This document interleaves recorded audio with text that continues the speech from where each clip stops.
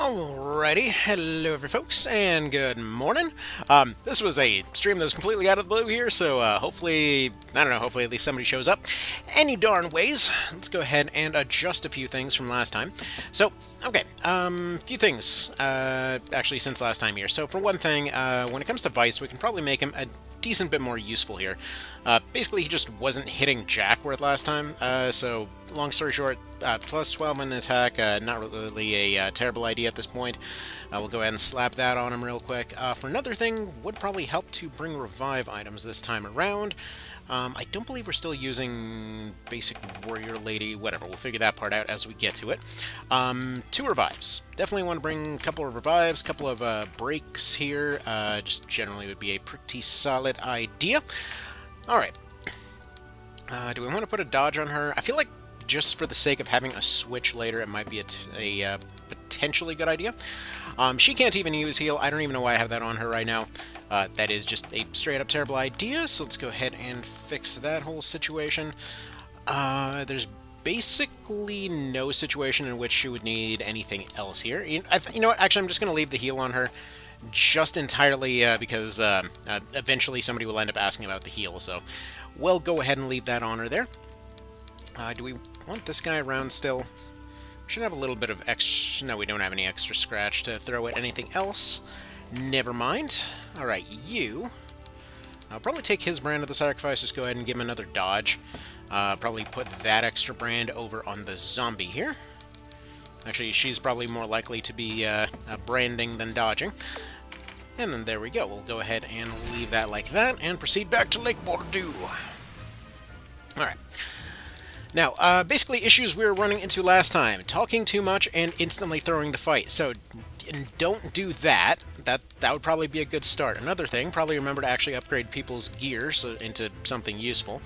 I don't expect him to do a whole lot of archery, but a little bit more defense would probably go miles at this point, so we'll go ahead and throw that out there. He's already got his parry going, so that's fine. Some better defenses couldn't hurt, some better offenses couldn't hurt.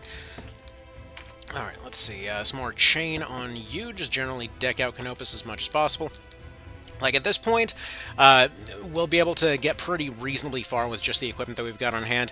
I mean, I think I'll temporarily switch Zero over here into a sort of archer role. He won't be doing very much, but if we can pick up some crit cards on him, at least he's got some knockback potential, so we've got that. Let's kind of throw that on him for the time being. What about this one? What's this guy's deal again? Let's Folk the Archer. Oh, right. Longbows. Picked up longbows, didn't equip longbows. That was one of our problems last time.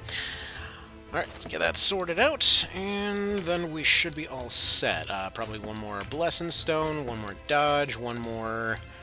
odds of getting electrocuted are pretty friggin' low. Esmond kind of sucked, so we'll probably just replace him with a debuff caster. Get a few more casts going this way. Apparently I'm out of Black Lizard Powder, which is just amazing.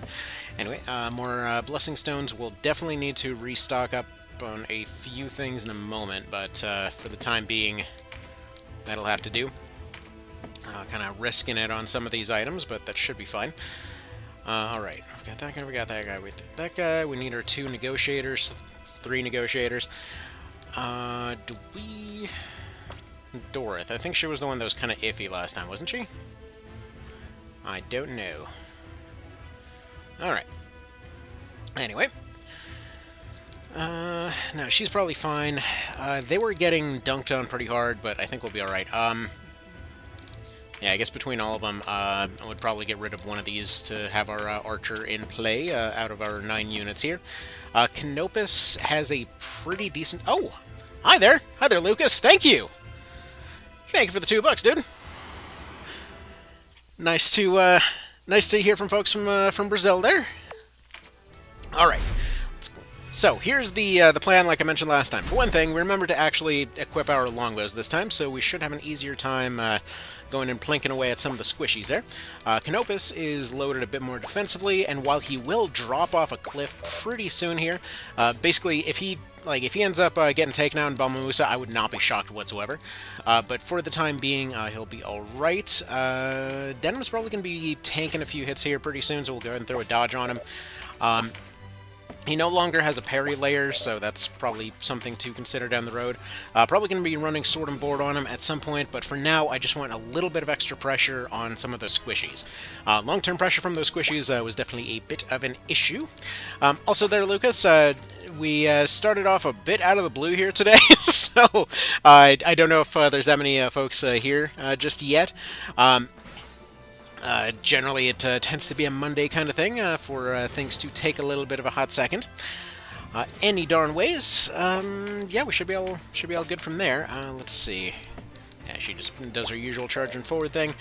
Folk is going to be getting on those archers. I should have picked up a strengthen on him, actually. Whatever. We'll adjust as needed. So, plan as before.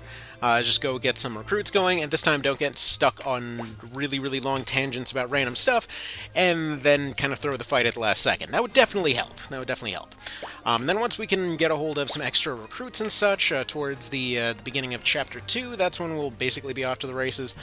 But we'll do as we'll do. As you do. Alright. Come to think of it, I probably could have done without the cleric in this particular situation, since we don't necessarily need them that often at this point. Anyway, 16%, it's not 0. Might as well throw it out there. Just gonna do whatever we got. Alright, there's one wizard moving forward over there. What's our archer at? Earth? Probably should have switched him over to air at some point, but whatever. That should be the wizard within range, so I'll just go ahead and pop him a few times, kind of get him worked over a little bit. Theirs are going to be at a pretty significant advantage at this point, but hopefully we should be able to pull back our injured one there pretty quickly. Actually, some magic cards over on our Valk over here should be pretty handy. Her accuracy kind of sucks with this stuff at this point. Eventually that'll go a decent bit higher. But as it stands, a Valk with some better stuff is going to be pretty handy. Oh, man, thank you again, Lucas. And apparently that went to Customer Johnson. Alright. Interesting name there. Alright, so we got a physical card on him. Do we want to breach? I mean, okay. I think we want a resilience on him, just to give him a little bit more staying power here. So, let's see, a message from Aljoza Sabatic, I think I pronounced that correct. If you love the YouTube videos, always manage to find new games, tactics, and others, play from your rants and updates and videos. Well, I'm glad to help. I know it's a little bit of a chaotic channel, but, you know, try to keep it fun around here. Definitely not the most organized thing in the world, but hey, as long as everyone's having fun, right? But yeah, there's a lot of stuff to potentially cover in this genre and what have you, so, you know, too much caffeine, too much stuff to discuss. It's a very unusual combination, but it works. Alright, this time around, need to remember to not pick up any crit cards on any of the recruiters. That kind of was a little bit of a pain in the neck last time, because they were just getting battered around all over the dang place. Alright, next order of business, Phalanx boost for you. Go ahead and do a little bit more defensive play on getting our healer, or not our healers, but our casters up to scratch a little bit. While almost everyone in the party is disposable at this point, we need to at least keep them around till the end of the fight. Should just make the final recruitment phase a little bit easier. Basically, anyone in the party is, well, outside of the zombie, really, is basically going to be fair game for getting more or less deleted over the course of the rest of the chapter. So hopefully, by the end of the whole thing, we should be seeing a whole new party out of Balma Musa, and funnily enough, we should actually be very literally causing what they failed to do normally on the Balma Musa situation, and forcing them to actually go attack themselves. But we'll adjust as needed. Anyway, let's see, 46%, 41%, she's a little bit more of a threat right now. Well, fine then. Anyway, get our support back a little bit, see if we can maybe get a charm off on this guy, because he's got the low resistance here. Nope. Alright, well, them suckers just do not feel like landing today. That happens. I love how I went and upgraded Vice's offense over here, and his immediate take on the whole thing is just like, well, what if I just never attacked anything? Alright. Let's see. One more fireball in your direction. They're not going to be terribly impressive, but still, it's something for them to do. Although we do have an interesting little thing here that we can actually potentially go harass some of these guys with Canopus. Let's see, 132, 85, and 105. Yeah, that'll do. That'll do decently enough. Let's get at least some of their casters going as quick as we can. As much as I'd like to have improved versions at some point, you know, we'll get them down the road. Alright. And they go ahead and get themselves out of the fight here. Right, we got our longbow, we got our crit. Actually, yeah, crit card on him would be perfect. Not very many direct benefits to his offense in this particular situation, but if he lands those crits, that'll be fantastic. Anything we can do to multiply. Need to remember to pick up some more of Arion plumes after this, though. Alright. Denim, are there any good shots for you to take? Not even remotely, and he's going to be directly resisted by these guys anyway. So he's just going to fire something for the sake of just firing something. If he gets a lucky knockback, whatever. That's a very minor delay that probably won't do much, but hey, it might. Alright. Anybody injured on their team? This guy, kind of. Probably, what, like 2%? 0%. Alright. That's not going to happen there. Who else got some really low loyalty here? Not openly discontent. That'll be good enough for me. Alright, do a little bit of a whack there. Probably not even 1% yet. We'll get there, though. I think that's the super loyal Berserker over there on the right.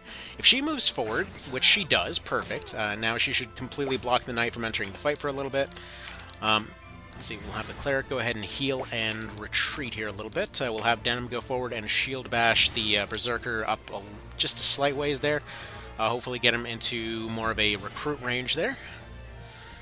Alright, Caster's gonna cast. We're gonna have a hard time out-healing those casters for the moment, but we'll have more options down the road. A little bit of charm off of you, maybe? No. Alright. Fine, fine. What about you? You got some poison on this guy? Probably should have gone left, but there we go. At the very least, he's poisoned. She can probably take one more hit on the right side there. Their archers are a little bit under pressure for the moment. I don't think their bows can reach that far. So that should be pretty decent anyway. Alright. Let's see. This one's going to be an 86. Probably not worthwhile. However, from this angle, she can boost herself, and she can go ahead and get this guy down slightly. Hopefully we can get our Knight working on him pretty soon. There we go. That very slight damage over from Vice, as he do. Bye, Vice. You at least helped a little bit, I suppose. He did something. It's technically more than nothing. Alright. Let's see, more longbows over on our casty boys back here. Yeah, not really much better for him to do. This does unfortunately open up a little bit of an issue with that Berserker. Yeah, because then... Alright, that's not going to be worth it. Okay, new plan. You just kind of fire at whoever's in range. Probably this archer over here. Interesting dodge. Fine, fine. Okay. Thankfully, they are spreading around their shots for elemental reasons. And we can have Canopus hopefully go deal with this wizard man over here. Bunk. It's not perfect, but due to his resilience, he should hopefully not be getting targeted. Okay. Yeah, she was the one with the unfortunate situation here. Okay. I'm thinking we form up a diagonal over here. We go ahead and collapse the left side slightly. We're just going to go ahead and throw some heals off into the center here. Right now, no one's really going to have enough lack of health here to be kind of recruitable, except for maybe the Berserker guy. So we'll give him a little bit of a shot here. Still at 0%. Probably could have afforded to go take a fizz up on her, but oh well. Ravenous is doing a great job over there, but currently, as long as we're collapsing back and healing up these casters, should give us a few more options, especially if we can happen to get a charm off over here. Could you please get this Berserker on our side? Perfect, okay. So now we don't have to worry about her flanking around the side. Next, we can focus on poisoning this warrior over here. Low odds, but worth a shot. Anyway, we can start melting down the ones that managed to get around the center. The left side should hopefully start fighting amongst each other pretty soon. Ravenous has maybe like 3 rounds left in her at the moment. Alright. Just kind of throw this guy backwards. He's going to get an MP restore card, but nothing you can do with it. This actually should give us... let's see. Do you counter? First of all, he does not counter. Do you have a pincer? She doesn't have a pincer anyway. Okay. Well, let's go ahead and close this guy off, stab him, and go for the recruit. 10% is better than nothing. Alright. Anyway. Still got some danger from that crossbow over there. We got you. No real threat this way. Basically can only tickle with his armor right now. Whatever, just go harass that archer there a little bit. So he got baited by the Knight of Lotus. Baited in what way? Alright, well there's one of our casters gone. We'll see if we decide to bring her back. As strange and heartless as it sounds, frankly, the Blessing Stone to go bring her back might be worth more than her life right now. In a very literal sense. Okay. Smack with hammer. Attempt to go for another recruit. Now, if we can recruit that guy in the back, what are our odds of getting back there? Because we're not going to have too many chances to recruit another caster, but at the same time, I guess we don't really need another one. Because we're not using them for direct offense, we're using them for debuffs, so... I guess actually we'll go ahead and save our current casters.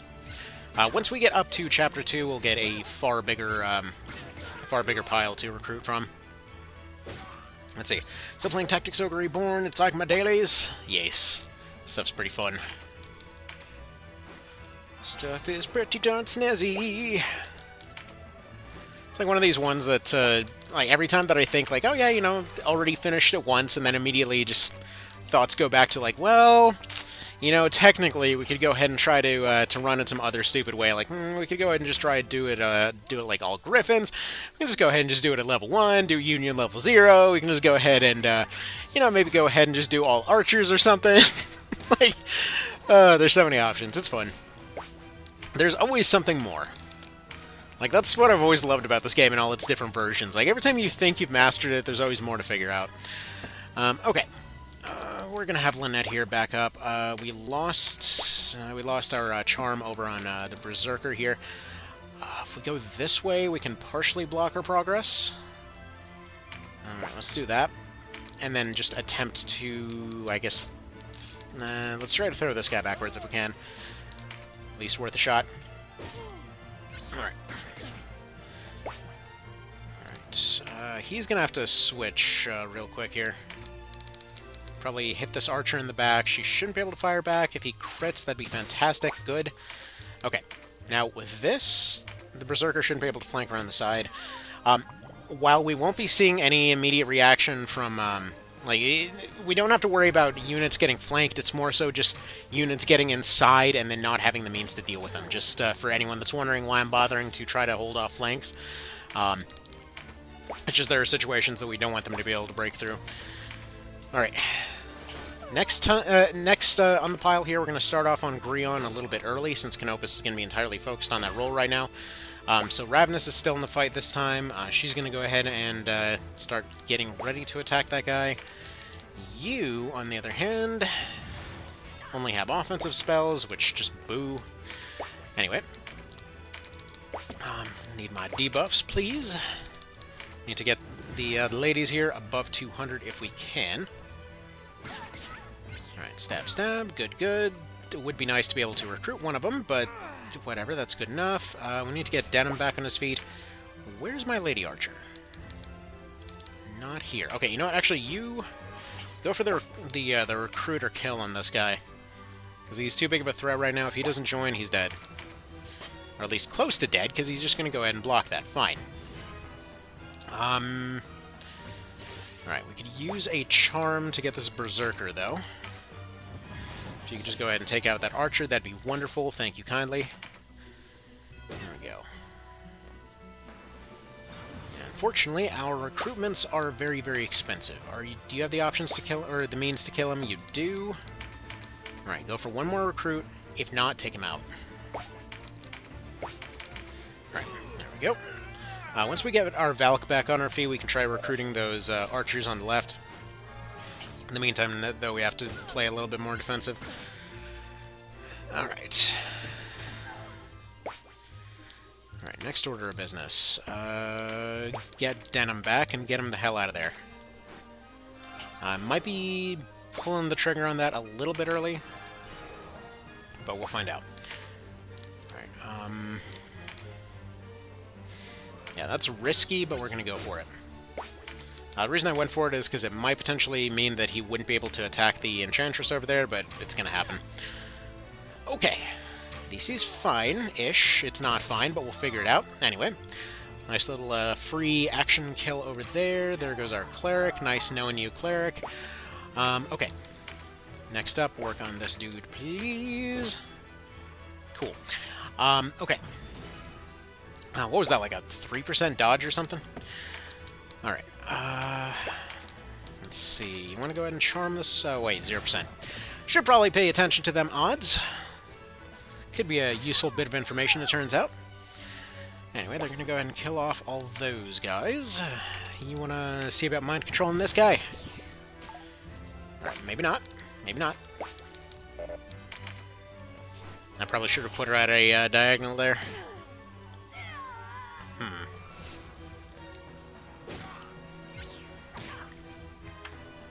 Alright, they are working on their own archer. That's perfect.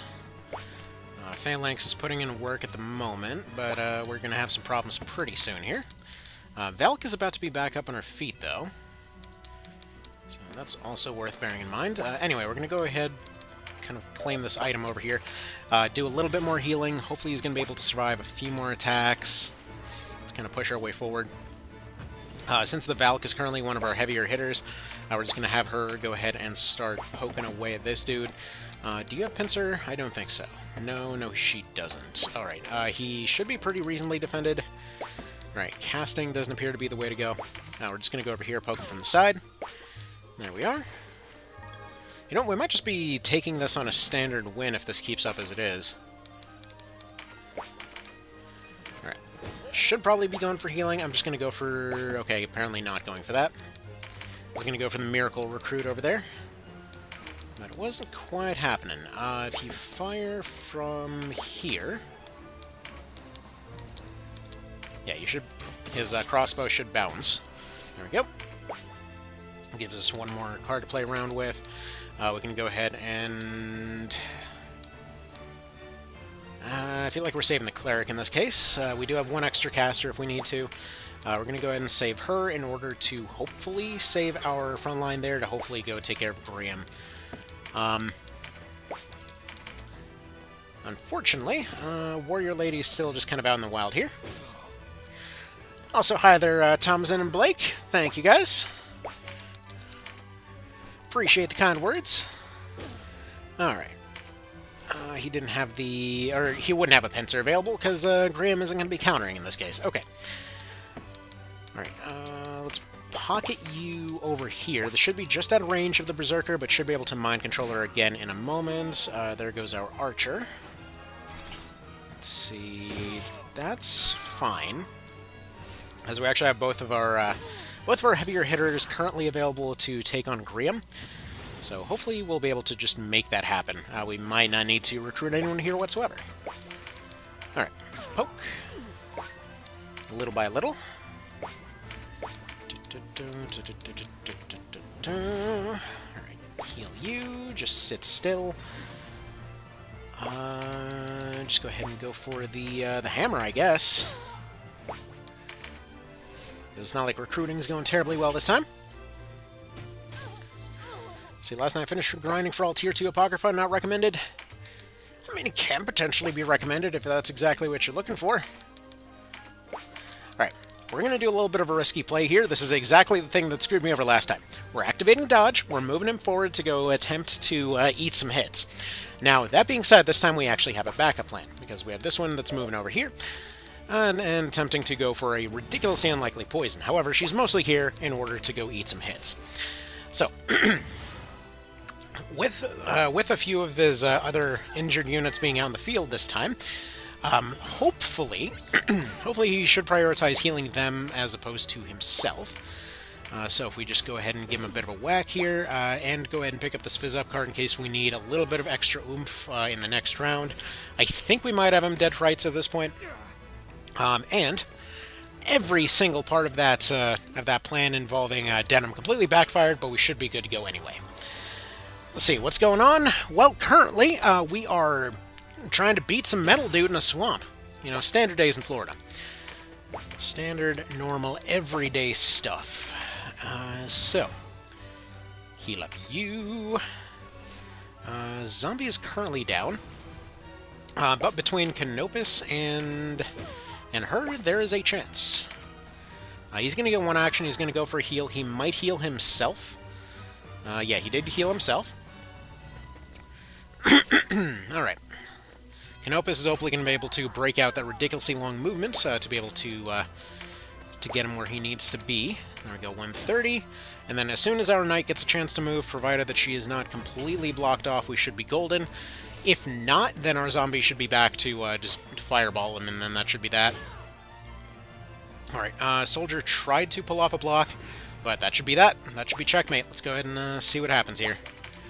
83%. Didn't like them odds, but hey. And hey, no casualties this time. We didn't get any new people, but hey, I guess we're fine with our lobies. Anyway, next one. Alright.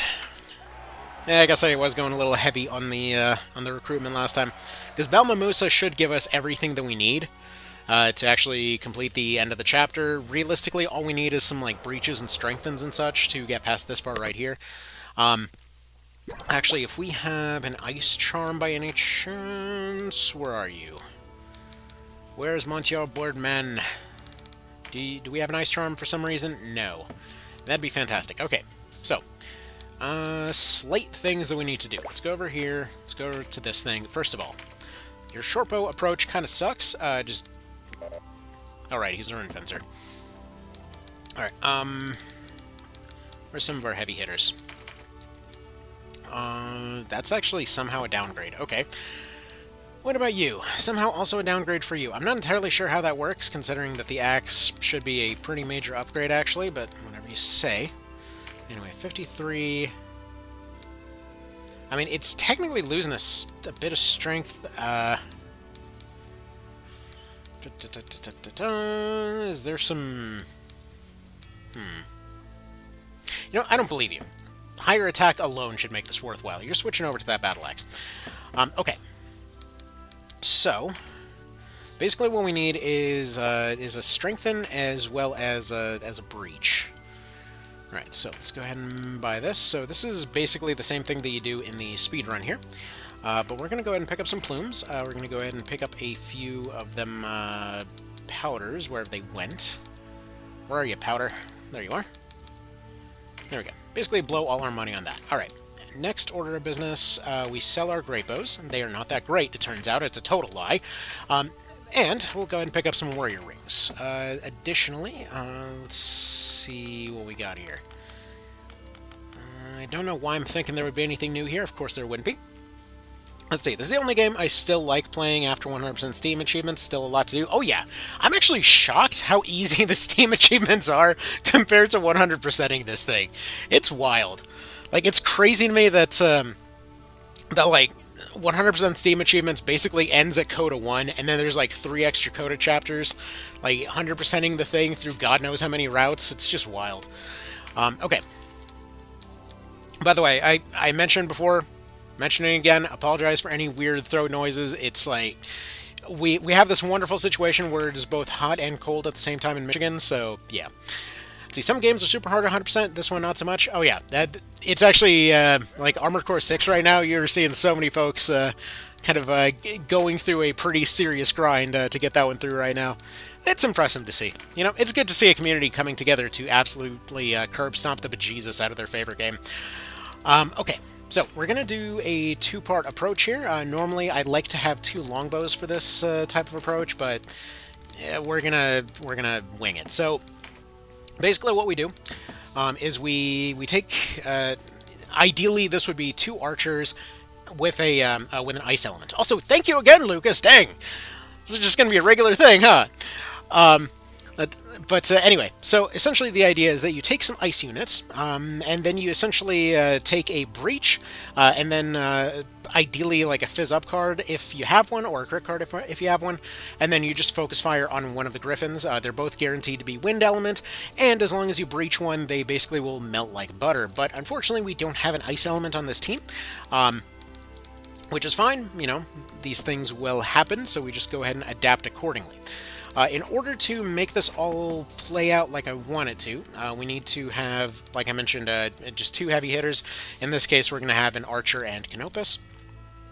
Both should be hitting about as hard versus that particular thing. And we'll go ahead and continue on here. Alright. On to the Admiral. Alright. I mean, technically I have this Archer here, it's just that he sucks. See, he can rock a 305 here. Folk is going to be a 336. Canopus is technically a 24. Really? I mean, I guess technically if they're breached. You know what? Okay, fine. We're gonna change a few things. We don't need as many recruiters, so we're gonna take Voltaire out. Canopus is gonna do the delivery, and then we're just gonna have Esmond go ahead and back up on offense here. In which case, let's go to our zombie. Let's go ahead and take off that ring real quick. And then hand that over to Esmond. I don't believe he actually will be performing nearly as well, because, like, his offense kind of sucks in general, but whatever. We'll take his word on it. Anyway, so that should be that. So basically it just comes down to these three right here. Everybody else is just biding for time. Okay, let's get to this thing. Alright. Thank you for the guide. Just helped turn while playing the game. Well, glad to help, Colito. Or, yeah, that's Colito, correct? Or Colito? Something like that. Let's see. 100% rate would be way lower if they included the old no end cap and no chariot titles. See, that's one of those ones that I'm really shocked that they didn't do for this one. Like, how are you going to keep, like, no end caps, but you're going to take out no chariot? Like, no chariot is, as far as I'm concerned, the way better challenge, because you're going and adapting and you're, you know, going and using all these different systems, and then, like, no end caps is basically you're, like, sitting and playing it safe the whole time, you know? It's like, I don't know. I kind of feel like that's the better one, but whatever. You know what? Fine. Let's see. 400 plus HP on level 4. Is this real? Yes. It depends on what you're running into. So, like, when it comes to Sarah and Voltaire, when you recruit a unit, they basically will have their randomly rolled stats, but they also will treat whatever class you came in there with. In most cases, it will just essentially be like the class that they're considered to always have used. So, like, for example, the reason that the Ice Lich that you can pick up in the post game is so freaking strong is because he literally is taking a full, like, 50 levels worth of Lich training, which means the dude's gonna hit like an absolute monster. I mean, comparatively speaking, if we're talking about not messing with unit stats or whatever else, that's more or less what's going on there. In their particular case, yeah, they probably rolled a reasonably high health to begin with, and then they were taking their levels as knights, meaning that they're going to have a little bit more bulk. In the case of the zombie over here, she's technically a slightly higher level, but again, basically everybody's a zombie for the purpose of this run. So there's that. Anyway, we have both Canopus and the zombie that are going to be kind of intercepting both forks, as it were, attempting to land their shots where they need to be. We're going to have our crossbow and our longbow go ahead and buff up back over here. We want them to take some positions off to the side here, hopefully giving them some better sight lines. And if any fizz cards show up, fantastic. We can have our longbow up a little bit closer here. I'm not really liking the position of the crossbow right now. Ideally, you want two longbows because they can pretty much go anywhere. But you know, crossbows will be well enough, so whatever, we'll deal. In fact, I'm kind of tempted to shield bash our own crossbow guy, but whatever. We've got a few backup plans. I'm expecting this shouldn't take more than 1 or 2 tries. This trick is pretty consistent with absolute garbage. This is just slightly worse garbage than usual. Especially if she's going to go ahead and soften one of them up. That's fantastic, because usually I end up taking away her stuff, so there's that. Also, let's see here. Let's see, hoping I can afford Switch next year so I can play this game. I think you can. So if you're looking to afford a Switch, just so you know, there's actually some pretty... Like, you can regularly find them on Facebook Marketplace and stuff. The trick is basically just to try and keep an open mind over simple things that can be fixed. Like, I know when I first... every Switch that I've gotten has been practically free. So, like, the very first one that I ended up getting a hold of, it was a case where somebody's kids had gone and bent the charging pins in the device, and it was a case where they wanted to absolutely not even try going to go fix the thing. Now, granted, that's fair. If it's a charging port issue, it's a complete pain in the ass for the Switch, but I figured, hell, I'm getting this thing for basically nothing. And the thing with Switches, even a broken Switch is technically also going to be worth about as much as an actual functional Switch, because the parts on them are a bit of a pain in the neck to get, and frankly, almost nobody likes repairing them. So, in many cases, like, for example, I ended up getting that one for like $40. I ended up playing it for several months. I wanted to be able to use it with the dock. The repair failed, and then I was able to go sell the like, if you're around on the channel at the time, that was the one that I was talking about, had actually succeeded at first, and then my daughter came in, decided it was a funny time to go basically jump up on me there while I was in the middle of it, which caused it basically caused a iron to go and just melt part of the port itself, and ended up melting onto the board and whatnot. It was just a big old mess. Anyway, the thing was toast, but still I ended up like going and selling the parts for more than the actual thing itself. That the parts ended up selling for $100. Anyway, so usually the best way to go is to find a Switch Lite, because if you're not looking to go and to specifically go and play it on a TV, or specifically not looking for anything other than just playing the game normally, a Lite will generally be a lot easier to get a hold of, because people will just sell them on the cheap all the time. You can typically get those for like $80. There are a lot of scammers when it comes to the Lite, though, just to kind of bear that in mind. Also, that was my opening to... that's frustrating. That was my opening to actually go breach the guy. I just wasn't paying attention. Whatever. We'll play it by ear. Actually, there's still a chance for the Zombie Valkyrie to pull this off. Or Denim, actually. Whatever. We'll play it by ear. So, anyway, look for a Switch Lite. In many cases, people will lose the thumb caps and start selling them on the cheap for that reason.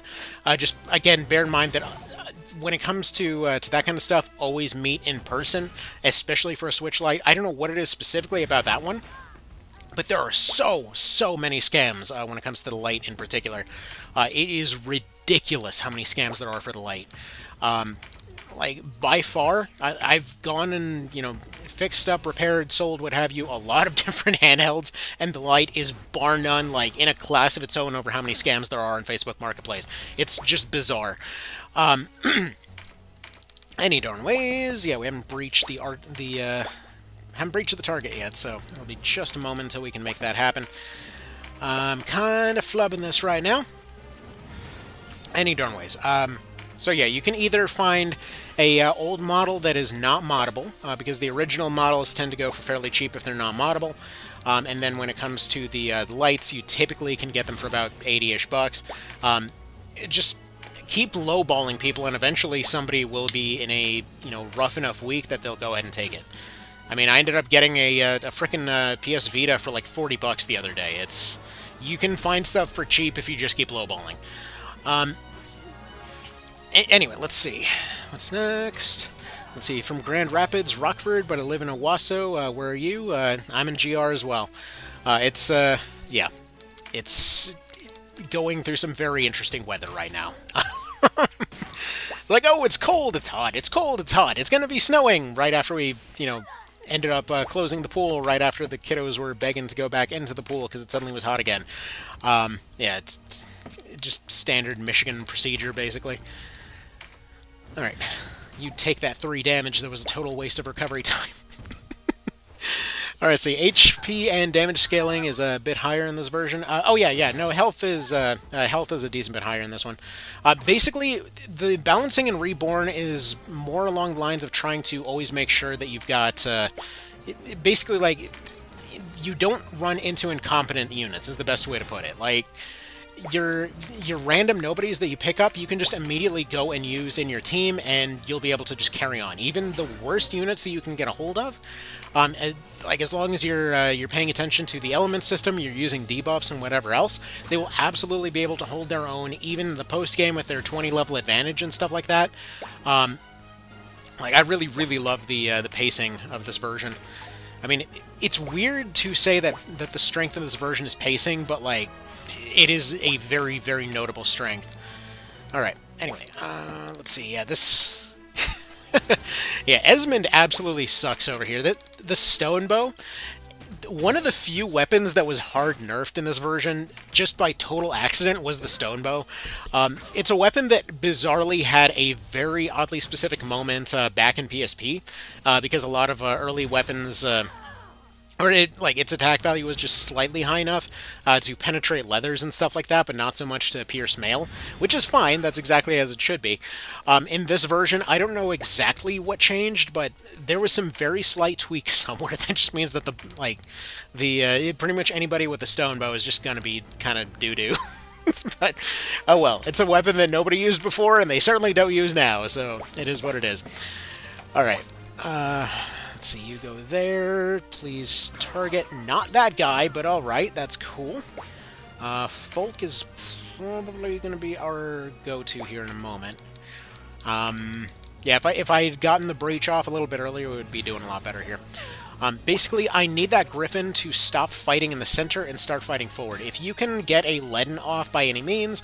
well, actually, no, you can't get a leaden off in this particular situation. I was thinking there was one New Game Plus cycle, came back with a Cyclops and ended up grounding them to the ground, but that's not going to work in this case. Okay, if you could stop running away past my archer, that would be wonderful. Okie dokie. Let's see what's next. Let's see, Noted Anarchist, fair enough. Let's see, feel you on the hot and cold stuff going on in Ohio here too. It's hitting 80s in the day, but dropping to 50s a night. Yup, that is exactly what we're seeing. It's wacky. It's extremely wacky. Alright, let's see here. Finishing Chapter 4, only last battle left, and doing Palace of the Dead all the way before doing so, floor 48. Would you recommend finishing it before Coda? Depends... Well, I mean, if you're already down that far, you might as well. Like, when it comes to POTD, you're really fine just doing it wherever. If you're already halfway down, just so you know, the 70s is roughly where it peaks in terms of difficulty. So, realistically, you should be getting upgrades along the way. Just, like, remember to use debuffs and stuff like that, and you'll have a far easier time getting through those 70s and such. But basically, you'll have an easier and easier time as it goes along. Once you hit 70s, though, it just basically becomes a straight-up loop pinata. It's pretty fun there. Hang on one quick sec. You wouldn't have the points. Sorry, I was trying to think if we might be able, if it might be worthwhile to go bring them back up on their feet. I guess not. Anyway, he's currently dodging. We're going to go ahead and throw a Basin of Time on there, and we'll go ahead and continue on in this direction. Anyway, so yeah, at that point you might as well just go ahead and finish it. Let's see, what do you do for a living? A lot of things. Technically, the not a living part, most of the time, I'm just kind of watching the kiddos and making sure they're all sorted. The only reason that there's an opening right now is because the youngest is currently taking a nap. Aside from that, go and fix up electronics, do the occasional work here and there on the side, whether it's document work, whether it's kind of more labor-intensive stuff. It's kind of whatever happens to be around that week, and then additionally, I do food deliveries and such, which is, I mean, it's satisfying. It's not the most most amazing thing in the world, but personally I find it really fun to go deliver stuff. All right, and yeah, other than that, it just sort of varies. All right. Let's see, Union level 0 feels like an exercise in self-hate. Well, more so, I'm just kind of trying to see how far we can stretch the mechanics. And also, this is going to be a little bit of a stretchy endeavor in order to test out for level 1. So after this one, we're going to be, we're probably going to be finishing off the Griffin-only series for all of the games, since as soon as that Vita that I was just talking about gets here, we're going to be doing both PSP and One Vision on that. And then we'll be doing Griffin-only for Tactics Ogre Reborn, which should be a fun little romp. And then from there, we should, let's go ahead and get Folk back up on his feet real quick. From there, we should be pretty well sorted for, well, attempting level 1. Alright, so the ideal version of this thing, like I mentioned, is to have the archers operating with with an ice element. So if you do get an archer with an ice element for this, you're basically looking at 100 plus damage per shot. Just because that 30% is not just like 30% for the raw numbers, it basically will scale up. Well, not necessarily scale up as much as just that 30% is on the incoming end before defenses, so it just bypasses defenses that much better. Alright, anyway. Next up here, let's see, we'll go all the way before then, moving on. Indeed, the loot helps a ton. Thanks for useful feedback, and now live instead of through guides. Well, glad to help however I can. I know POTD is a bit of a rough time sometimes, but basically, yeah, if you've managed to make it to 50, you can make it through to the end. Recently, when I was going and doing some of those guides, that was a lot of the logic behind going and attempting to do it at minimum level, or like minimum stats and all that, just because it was, well, it was just a case where it could be proven that even the worst units can get by. You can abuse the hell out of tamers there, just so you know. So, like, there's going to be several maps coming up that are going to have, like, a ridiculous amount of dragons and beasts and what have you. Oh, hey, we died. And anyway, so Repel Beast and such is going to be really, really good on those particular situations, as well as any of the normal ones you can just recruit. So pretty much one successful recruit is going to be enough to throw stuff completely out of whack there. Okay. Couple things that I probably should switch over here. For one thing, we can get a bit better offense on our archers by switching them back over to leathers. It's not going to be much, but it's a slight difference in penetration that could make the difference. Alright, next up, I need to switch over you to here. For another thing, I need to remember to actually hit the breach early, and for another thing, we need to go put a secondary backup plan breach over there. For another thing, these casters are all well and good. I need more healing, so let's just go ahead and throw the knight back in there, and we'll go ahead and go for something like this. Alright. Oh, hi there, Ben. Let's see, Professional Graphonic Digital Combat Simulation Specialist. Well, yes, I'm a PGDGC, whatever the hell you'd shorten that as. Let's see. See, we definitely do POTD before Coda. Messed my game up worlding back from Coda, not having the requirements for it to fight Nibith. Cresta Recruitment was a pain. I mean, to be fair, Cresta Recruitment is a pain no matter what you do. Like, she is by far the most annoying unit to get a hold of. Like, no questions asked. Also, I just noticed, probably would have done a decent bit better if I actually gave Canopus his strength in last time. So, the thing... Okay, so the reason, just so you know, that we're not going for some of the units here, this fight tends to get fairly overwhelming on account of those Griffins. They have a tendency to fight really darn quick, so we generally won't have time to actually recruit anything here. However, we more or less can go stab Ravenous in the back over the course of the next Balmamusa fight, and just wind up with a fully leveled up party without any real issues, so that's what we're going to do. The loyalty on many of the Galgastanian loyalists, funnily enough, is actually lower in this version than it was last time for whatever reason. So they're more likely to quit, especially in the second fight where we're probably going to need it to get through, since the second fight is actually a decent bit harder this time around. So that's a thing too. Anyway, let's go ahead and boost those up. We were rocking a pretty hefty amount of physical cards last time, so we'll see what we end up finding. Alright, next up. Disguise 7 tomorrow, I just need to wait to get paid. Oh, I thought that was already out. Well, fantastic. For whoever's excited about this guy, that should be a pretty darn fun time. Which, granted, those games are always fun. What am I saying? I just never happen to have the time to get into them, but they are really darn amusing. Let's see, why did you transform your Valk into a zombie? I'm surprised the question wasn't how. I didn't, actually. That's how she came. We went and took on Nibith, strictly for the purpose of going and recruiting that one. So there's that. Alright, take our basin of time over here. We're going to lump everybody up on the right side. Hopefully draw some of those griffins in. Let's see, nope, third, not today. Fine, fine. Fair enough. Alright. Now, if we can get some poison going here, that would be the absolute perfect scenario here. And we got the concentration, we got the area splash. Perfect! It's hard to get a better setup than that. Alright. We're going to leave that card in the middle. Not that the griffins would want to go for it, but it's just a place for them to go. Valky is going to go pick up that card, though, just in case.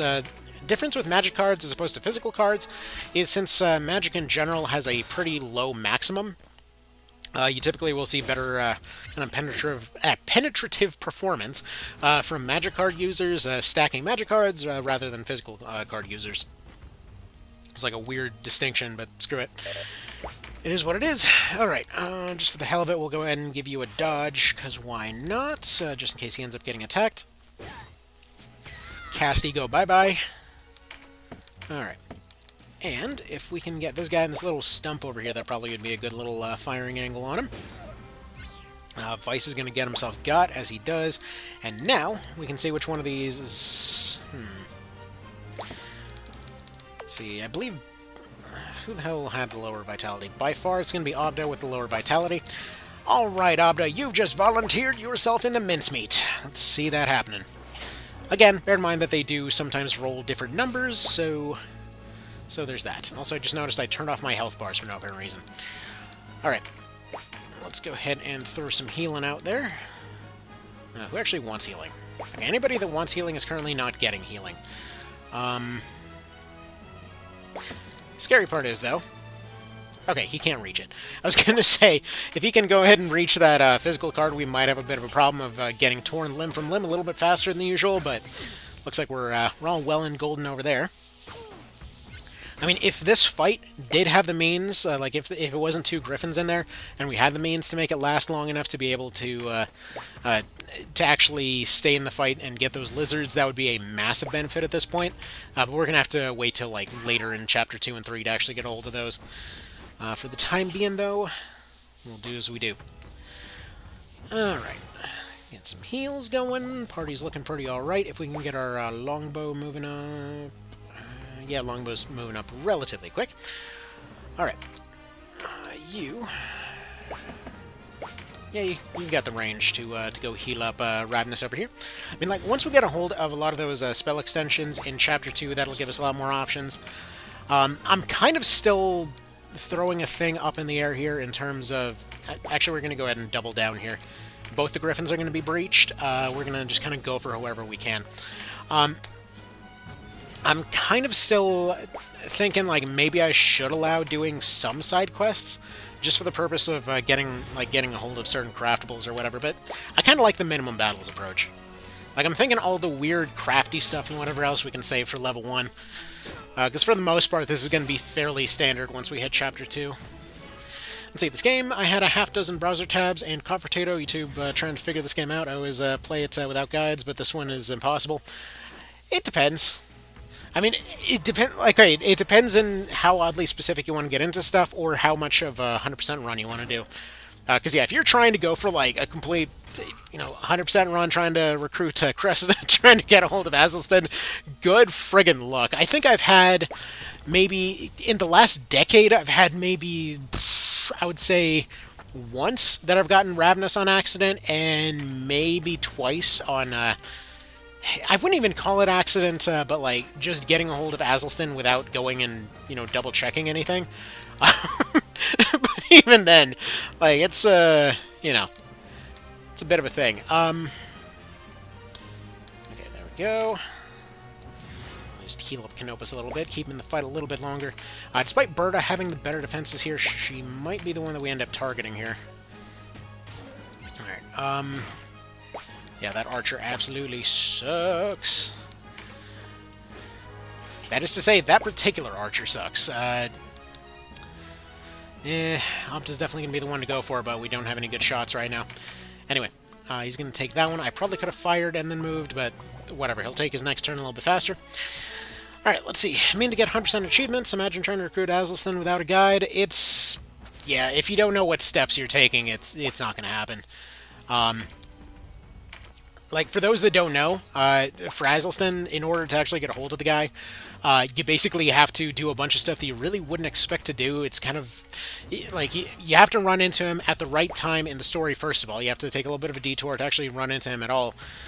From which point, you can go and save him from the fight, but he won't join you at that point. Then you have to go read the news, then you have to go revisit another location, and then you go back to the original spot that you would have hired him, then you have a bit of a conversation, then you leave for like an hour, and then you come back and specifically go over to a fortress in order to talk about some flowers, at which point you can go ahead and just leave again. Then you come back after the next major plot event, and then you go back to the... you go back after the Bakram are going and attacking everyone. You then go back to the town that you originally recruited him. You save him again, at which point you can go ahead and take another step at that point, and save him a second time. You then leave, you read the news again, then you go back to Pirate's Graveyard. Anyway, it takes a bit of a minute. After you fight through Pirate's Graveyard, you then have to go and save him from the lizards in there, because he's going and attempting a solo run, apparently. And then after you end up saving him from the lizards, that's when you can finally recruit him, but in order to get access to his unique class, you then have to go through yet again and save him, another time in order to... do we want to go for... yeah, screw it.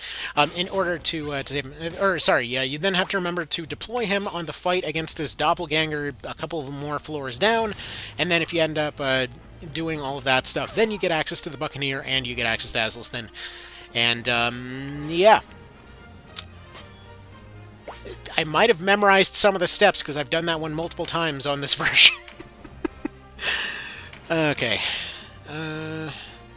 I love how I have my longbow plan here, and then I just keep repeatedly putting them in the wrong position. Alright, you go back here. See, that's an in cap, delete the save, start over. Oh yeah, totally gonna do no in caps on this one. That's a rule set I love. Let's see, I've heard people say that they messed up little bits of Ravnus's recruitment compared to the Lucked Guides, and Reborn still lets them recruit her, so it does seem like it got a little bit relaxed. Yeah, I've heard that too, and I'm not entirely sure what happened there. It does seem like every now and then there's a few bits and pieces that kind of got laxed up, as it were. I've never heard anybody say laxed up, but whatever. It sounds like something the kids of today would say or something. So I'm going to argue that anyone who had to obsessively check and recheck maps and talk to people obsessively from Legend of Mana was well prepared for Asliston's side quest? Yes. Absolutely. But see, it's more fun when you just play it through and just kind of, like dumbass faceplant your way through it. Because then you don't know what's going on, and then everything is a surprise. Man, I love how we basically would be done with this fight already if I had just kept my dang archer in the right position. Anyway, we might still be pretty okay here, because we should be seeing some okay whacks coming out of Canopus and such. You do have enough damage coming out of your default guys to have pretty okay odds of making it through this. The next fight is really going to be the major make or break here. Anyway, this guy should be able to go forward, take a little bit of a shot here, and wow, your damage sucks, dude. That's probably because your strength wore off. And he's dead again! Nice! Anyway, all we need is 1 or 2 more hits coming from somebody onto either Obda or Berta, whichever one's lower over there. In fact, if the zombie gets a turn right now, there's a chance we can actually get a hold of a pretty good birdie right now. Alright. But yeah, no in caps. I'm a little bit surprised that one's one that's always kind of followed this game around, because it's just... I don't know, I've never thought that no in caps was a particularly good rule set for this game. Like, it's just, there's so much going on that, realistically speaking, it's just a bit of a pain in the neck, Also, there we go, that dodge paying off, as it does. Let's see, love dumbass face planning through movies and video games, but TOR has so many wonderful things that are kind of hidden and complicated that they do. And you know what? It's funny. I mentioned this last time, but Warren had posted a video not that long ago where there was actually a boat scene that I'd never seen in all these years, even, which is just if you save both Bayan and Folkert and they both survive up until recruiting Sistina, but then they die in the fight to recruit her. There's actually a different cutscene too, where it's basically Sistina just telling her off for being an idiot, like how much do I have to explain to you that that your friends are dead and they're not coming back. It's like, they died saving you, why do you suck so much? That was just bizarrely brutal, but it's funny. Alright, let's get this archer going again. If he had the crossbow, this would be such a perfect moment, because then that probably would be the win right there. This might still be enough. No, because he's... okay, well... Let's go ahead and have him pick this up. There's a chance he can be re-revived. We do have enough random trash in the bank right now that if we can pull this through with Canopus, while this is a messy half victory, if anything, it still would be enough to be able to clear through the chapter and all that. Alright, 28 is not ideal, but one more hit from Canopus should see this done, and he's coming up and looks to be relatively unopposed, so that'll do. That'll do, Mr. Pidgey, that'll do. Unfortunately, they will all pretty much immediately drop off a cliff as soon as this fight's done. So, yeah. What have they done to you? See, Sistina's kind of the loser of the harem sisters to a degree, we get our Ice Blast 2, which is why you definitely want to be doing buff cards. Funnily enough, you actually, in this particular fight, you apparently get a hold of that buff card bonus, even if you didn't actually pick up a buff card. It's kind of strange like that. Somebody gave some explanation for that a little while ago, but I don't remember what it is. Alright. Two things. First of all, you need Tremendous Shot. That would have been so much easier if you just had Tremendous Shot. And then next, we need to load up for the next few fights, because we've got like 3 fights back-to-back, and not going to have any means to restock in the meantime. So time to sell some trash and improve our situation. So Sybil Stave's basically worthless for the purpose of this run. Bronze Knuckles we're not really going to be using right now. Hand Axes, whatever. Bronze Spear, get out of here. We need whatever attack bonuses we can get a hold of. Again, once we get down to, you know, the craziness that's going to be the level 1 run, that's when we'll be focusing on just ditching attack power entirely. But for the time being, we've got a few options to play around with. I'll go ahead and sell some of this extra crap here. Let's see. Megas Robes, we'll probably need one of them for later. Spell-wise, what do we got? Is there anything we don't need? I think we'll want all of it to some degree. Alright. Alright. Next up. What do we need here? For one thing, we want a couple of axes, probably. Let me just double-check my thought process here real quick. For one thing, we need a couple of Volges. We're going to need to get those anyway, and I'd rather not be buying them up later. We're going to want a couple of Morning Stars, because they're going to be one of our best options for the time being, and additionally, 2 Mage Staffs, which will finally get us that plus range that we've been looking for, so we'll go ahead and get that to our surviving casters, who can then also go ahead and shield up at that point. Perfect. Next up for you... She's probably getting retired. You, however, with your higher level, are probably going to be able to tank a little bit more, so go ahead and take your stick. Take your shield if we can get you one, and ideally we'll want some defender rings down the road. Whatever, we'll play that by ear. You need this. You still have a hope of actually doing some damage to something, so you get hammers. Hammers are really solid for early game penetration, so that'll do there. Also, I apparently forgot to give them their gauntlets, so also handy stuff there. Okay. Next up, we're going to take all of her equipment off, because she won't be needing it.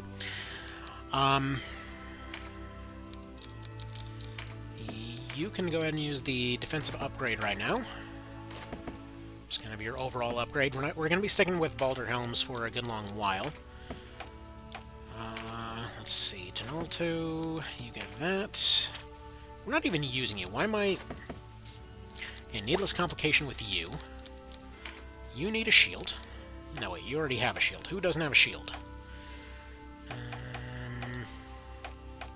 Right, you were the one without a shield, so give you a shield. It's a very minor bonus, but it'll be enough to make a difference for now. Next up, you get your spiky pokey thing. And then we also go ahead and get one more shield over to you. Then we go sell more garbage, and then we get a hold of more staves and such. Then we need more buff items. So for one thing, the staves sell for a lot, considering how absolutely worthless they are. And we'll get rid of some Zeistons. And we'll buy 2 more staves. And these mage staves are something that we might be able to upgrade down the line, so we're going to keep a hold of those. Let's see, armor-wise, we're fine. We could use some rings. We'll buy more buff items in a moment. Let's see. You've got a defender. You need an offender ring. You're defensive. Just in case we need... Yeah, we're actually going to want to use him pretty soon, so we'll go ahead and give him this kind of loadout.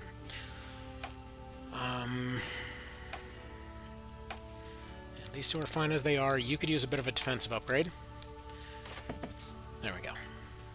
That's probably good.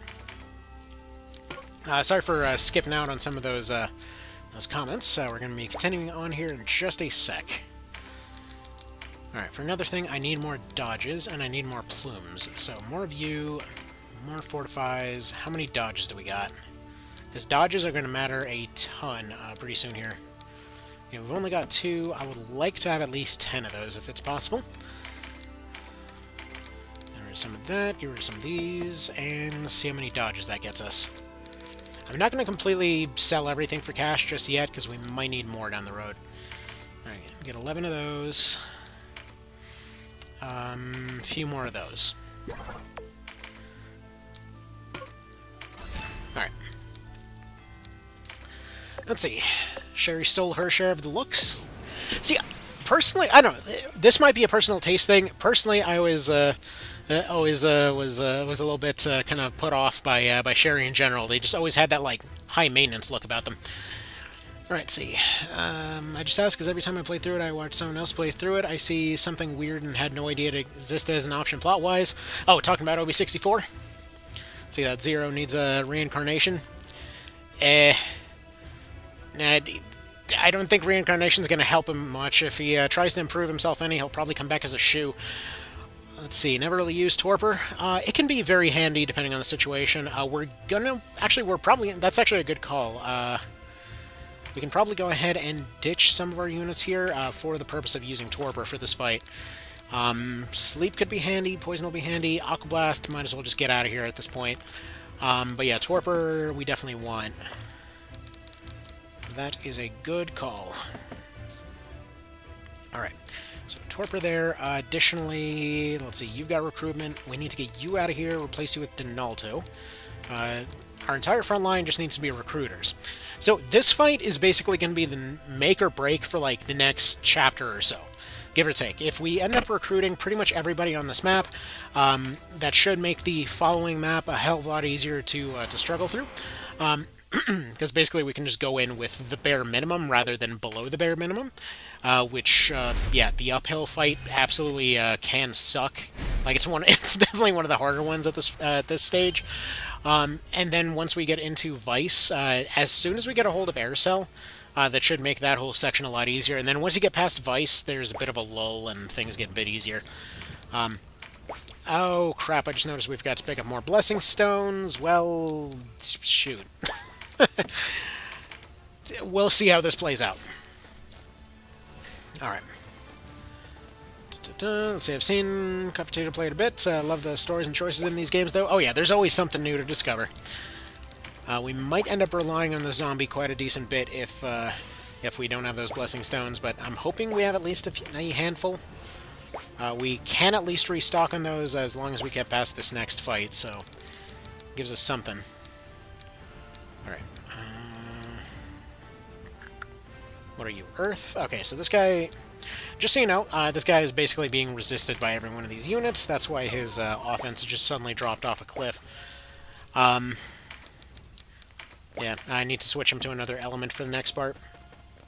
Current plan here, we let Vice go in and just completely wreck himself. These guys don't have any casters, so they can't do any overheads. We set up a line of recruiters down the very front here. The recruiters all just kind of sit and do their thing. They slowly shield bash and grind their way forward. We lock in all of these guys and attempt to recruit them to our side. Any injured units are put off to the side and healed. It's going to be slow and methodical, but we'll get there. Ravenous has been repurposed into a healer. We additionally have Kashua as a healer, so we should be pretty much safe as long as we keep Denim out of the fight.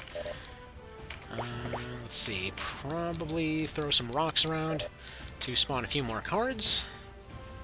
Alright, didn't end up spawning there. I guess it might already be at the spawn... Actually, yeah, it's definitely at the spawn limit. So, something to point out there. So, the fight hasn't even started, and they're already at their spawn limit, so whenever you hear somebody say, like, no, no, no, there were like 30 cards on screen, total bullshit. It caps off at 10. Anyway.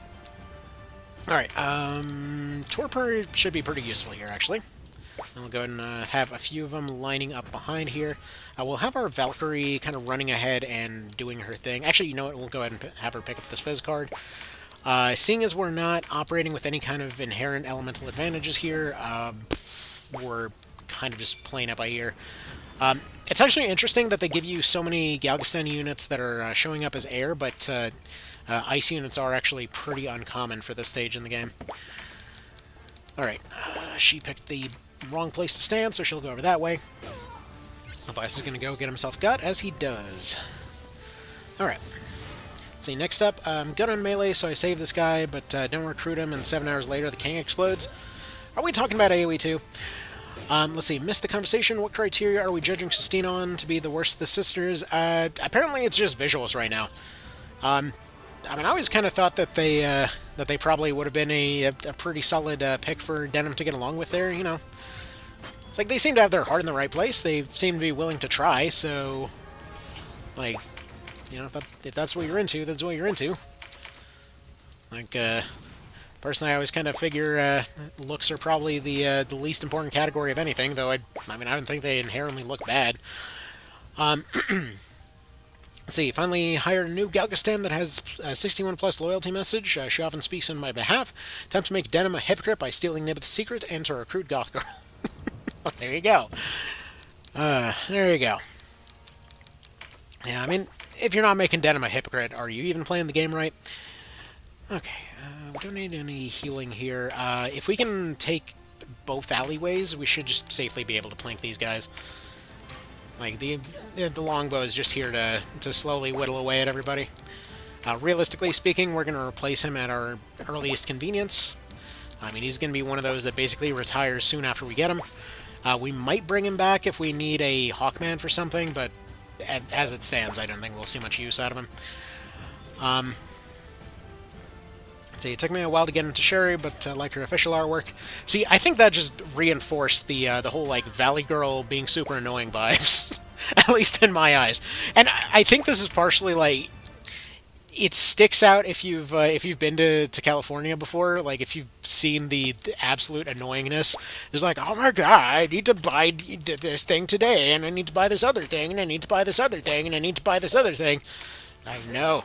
No, stop buying everything. Why are you like this? Anyway. Alright, there we go. Drop some war crimes in that direction, as he do.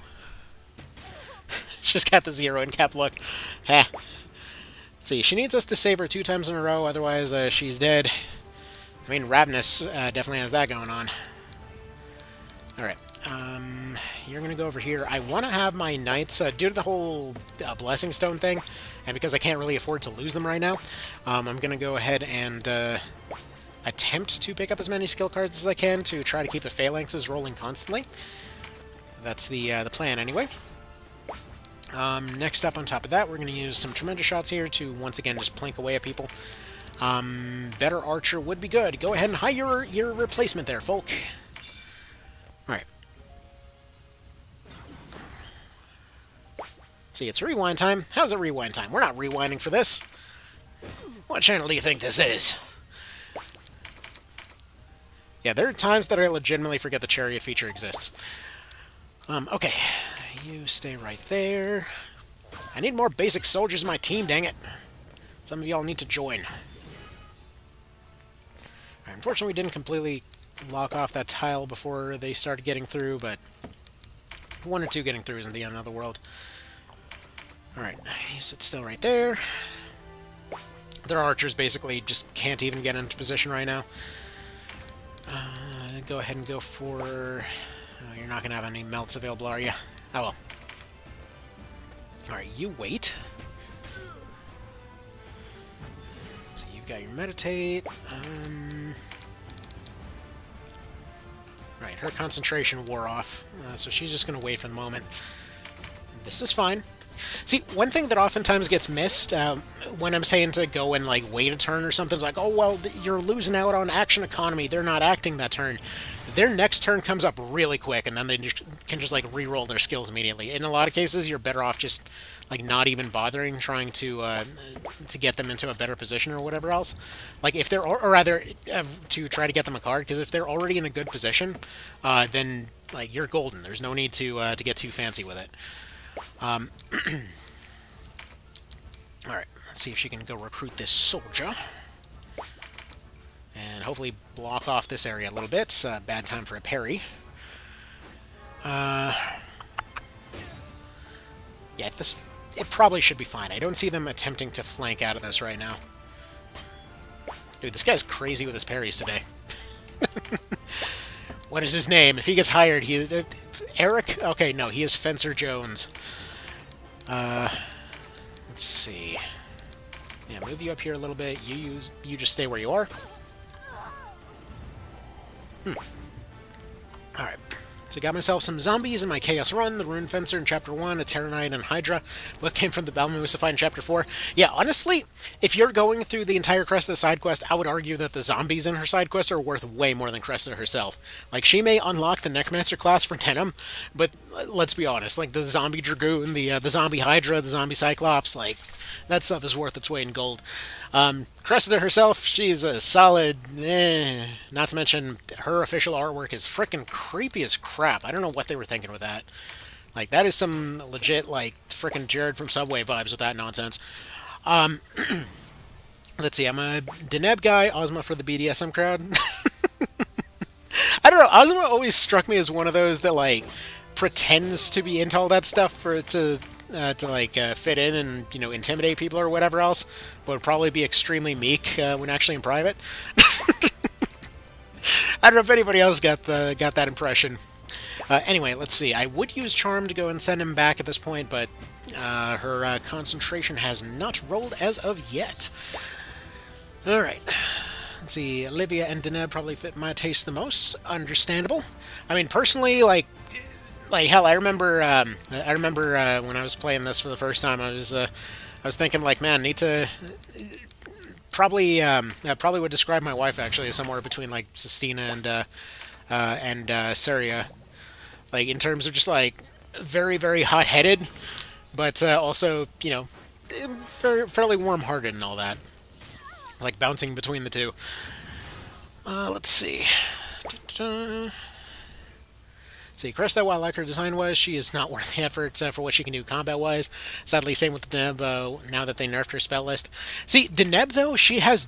Like, that's the thing. If you're judging her entirely based on her skill list, maybe, but they actually did improve her in a way that's very unusual, because it's only her and the princess that are actually able to do the meditate plus whip thing. Well, I guess technically Lord, too, but Lord barely counts. Dude can do everything. But yeah, it's her and Sistina, or not Sistina, Cashua. They're able to do the whip plus meditate Armageddon spam thing, and it is ridiculously overpowered if you happen to find a couple, like just get her a crit card, a fizz card, and have her run meditate and Armageddon, and like just steamroll at that point. Alright, we're going to expand our sideline here to better cover this area, and also roll for the Miracle 1%. If they can roll a 3% dodge, we can roll a 1% recruit, damn it. Alright. See, this is the best game, all you need is Tactics Ogre. Fair enough. I mean, hell, I'm still entertained over a decade later. Let's see. Used Deneb mostly as a Charm Spammer in Reborn. Also fair. If it works, it works. So you played this for about 10 minutes, but it's definitely no FF Tactics. It just feels like trash. Oh, well, you just go ahead and get out of here.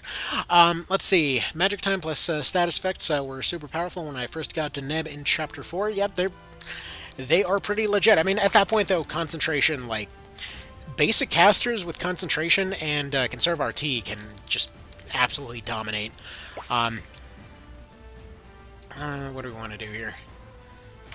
Kind of thinking try to send this guy backwards. Anyway, so let's see. Don't feed the trolls. Yeah, I mean if somebody's showing up here with that kind of stuff, yeah, they're probably trolling. Love Dark Priest. Oh yeah, the free poison spam is hilarious. Like, I would just excuse me while I just go ahead and just sneeze some COVID at everyone. Let's see, if I want an average FFT clone, could just play Triangle Strategy. Yeah, you're definitely trolling over there. Not sure if troll... I mean, okay, they are getting the... we insult Triangle Strategy around here. There is some insight to this one. But anyways, no. It's a totally different... Like, just in case not trolling, like, it's a totally different brand of strategy. Like, the team building in Tactics Ogre is about building the team, not like not the team's abilities. How can they synergize with each other on an individual level, but how can they synergize with each other on a team-wide level? So, like, how can I use my Terror Knights to break defenses in order to let the archers do their damage? How can I use my casters to suppress stuff in order to let the warriors go in for their pushes? How do I use the knights and their shield bashes and whatnot in general invincibility? And how do I combine that together with, like, let's say Beast Tamers and their grenades? And then how do I pivot into the Beast Tamer like anti-dragon immunity and stuff like that? It's more of that kind of thing. It's more of a... I don't even know how you describe it. Like, I was just mentally categorized that as just a more down-to-earth version. Anyway. But yeah. If you want a extremely good version, again, I'm assuming there's trolling going on, but if you want to have a FFT clone that whoops absolutely all of the ass, go ahead and try out Felseal. It is amazing. Alright, schwack. Do that. Roll that miracle 1%, sir. You got this. Yeah, we're getting absolutely every single unit on this map, and then we're gonna, like, do the whole surprise Pikachu phase as soon as we move in and they're forced to go and kill their own people. While we're pretending that we're the people that are gonna be killing their own people. It's okay, don't question it. Alright. Let's see, got the game today, and it seems awesome but hard to master. Thanks for the stream. Yeah, there's a lot of little nuance to it. That's what's kept me entertained for so dang long here. There's a lot of little stuff, a lot of little things to pick up on. All right, and poison sneeze. I mean, yeah, pretty much. I'd like to imagine that's how people saw themselves back in 2020. Alright, see about dropping a little bit of war crimes back there, kind of melt away their health a little bit. Just so you know, when we get up to level 1, it's just going to be like frickin' this all the time. Just like poison and charm everything. Like, level 1 gives you next to no abilities to work with, but that doesn't mean that you can't use lock percentages to just cheese the bullshit out of every fight.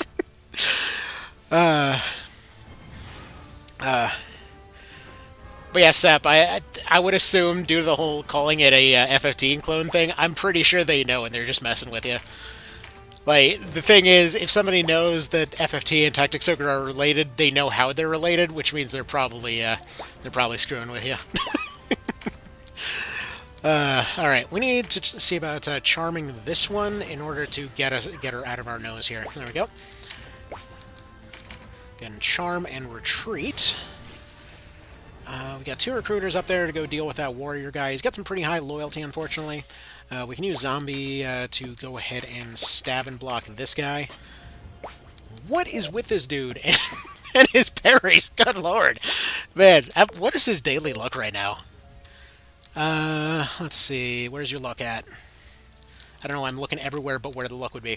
The stars are uncertain. It'll be a day like any other. Meanwhile, this guy's just like whacking every shot out of the air, just like Matrix dodging sword blows and whatever. I'm sorry, this is just everyday life for me. What's wrong with you plebs?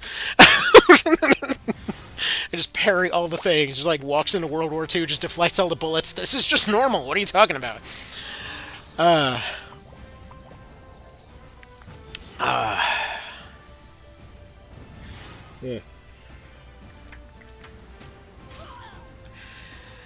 Alright, Mr. Flat Earth guy. Kind of pushing it a bit there.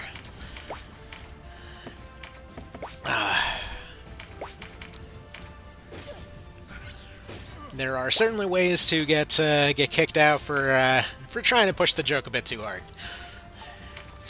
Anyway, let's see. Crossbow. Mr. Unfortunate Bowgun guy. Or Stone Bow guy. Well, you can sort of hurt that thing a little bit. Go ahead and pew-pew in that direction. Alright. See, next time I replay FFT, Fell Seal will have swelled me and FFT won't hold up anymore. Oh, I've had so many moments that I've tried going back to FFT and be like, oh, I'm gonna, rediscover all of these builds that I didn't think of before, and every single time it's like, I could be doing, like, XYZ random cool bullshit in Fell Seal right now. It's hard to justify sometimes. I mean, recently I've been watching a guy from the FFT community that's been going and making multiplayer teams and whatever else. Like, I guess the War of the Lions scene is trying to make more of a comeback. And so yeah, there's a lot of theoretical team building and whatever else that looked like a really fun idea.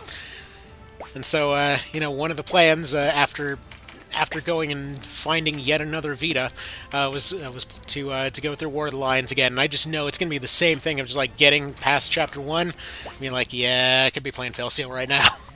Like, I've experienced the story a million times, and I've experienced a more nuanced story in Tactics Ogre, so what am I here for if not the mechanics or the story? And it's just like, it happens every time. It's like, you love the music, you love the presentation. It's like, I love it, but I also don't want to play it. It's the weirdest thing. Anyway, let's see. Still need to wrap up the cooperative multiplayer FFT in one of these days. That you do. Oh, by the way, did I ever send you the video? There was a guy that guy that I was telling you needed to go do the videos, went and did the videos. So, either way, that was neat. Oh, thank God. Eric didn't parry for once. The parry god has finally failed. His defenses have broken. We have a chance. We have a chance to finally escape the parry god. Good Lord, Seb, chill out. Don't talk about bending people over. Yeah. Now we've got stuff bending in the wrong direction the other way. All right. Which soldier's going first? Is it this guy or the other guy? It's other guy. If we move down, he's just going to get through, although that actually could be a good thing. We're going to let him through. Let the soldier speak. He should be melted enough by the time that he gets up that we might be able to just circle back and recruit him. And he decided not to go forward. Oh, right, because we've got Rampart going on our soldier, on our knights down there. So they should be thoroughly blocking that area, so we're actually safer than I was anticipating. See, FFT aged quite poorly, sad to say, but true. Yeah, see, that's what I'm really curious to see what they do with FFT Remake. I know they refuse to officially confirm it, but who the hell are we kidding? Of course they're making it. Like, there's no way that a game like that isn't getting it. Like, for those that don't know, they always do this thing with these remakes of testing the waters, and Tactics Ogre has always been the one that tested the water for FFT. Back in the original, like, FFT got thrown, or, sorry, Tactics Ogre got thrown out there as a, like, we don't know how this is gonna go, like, maybe kind of project. Actually, hold on one quick sec, I gotta blow my nose.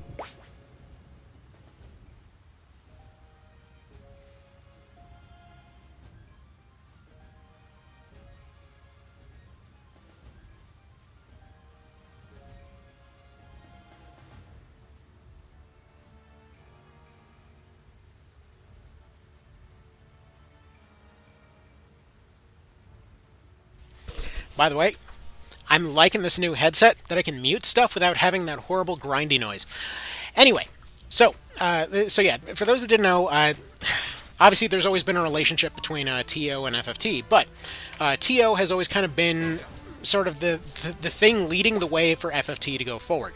So like back with Like back in the day, they made Ogre Battle, and that, I mean, it seemed to confuse people, but they still liked the ambition taking place there, and so they greenlit kind of FF Tactic, or sorry, greenlit TO.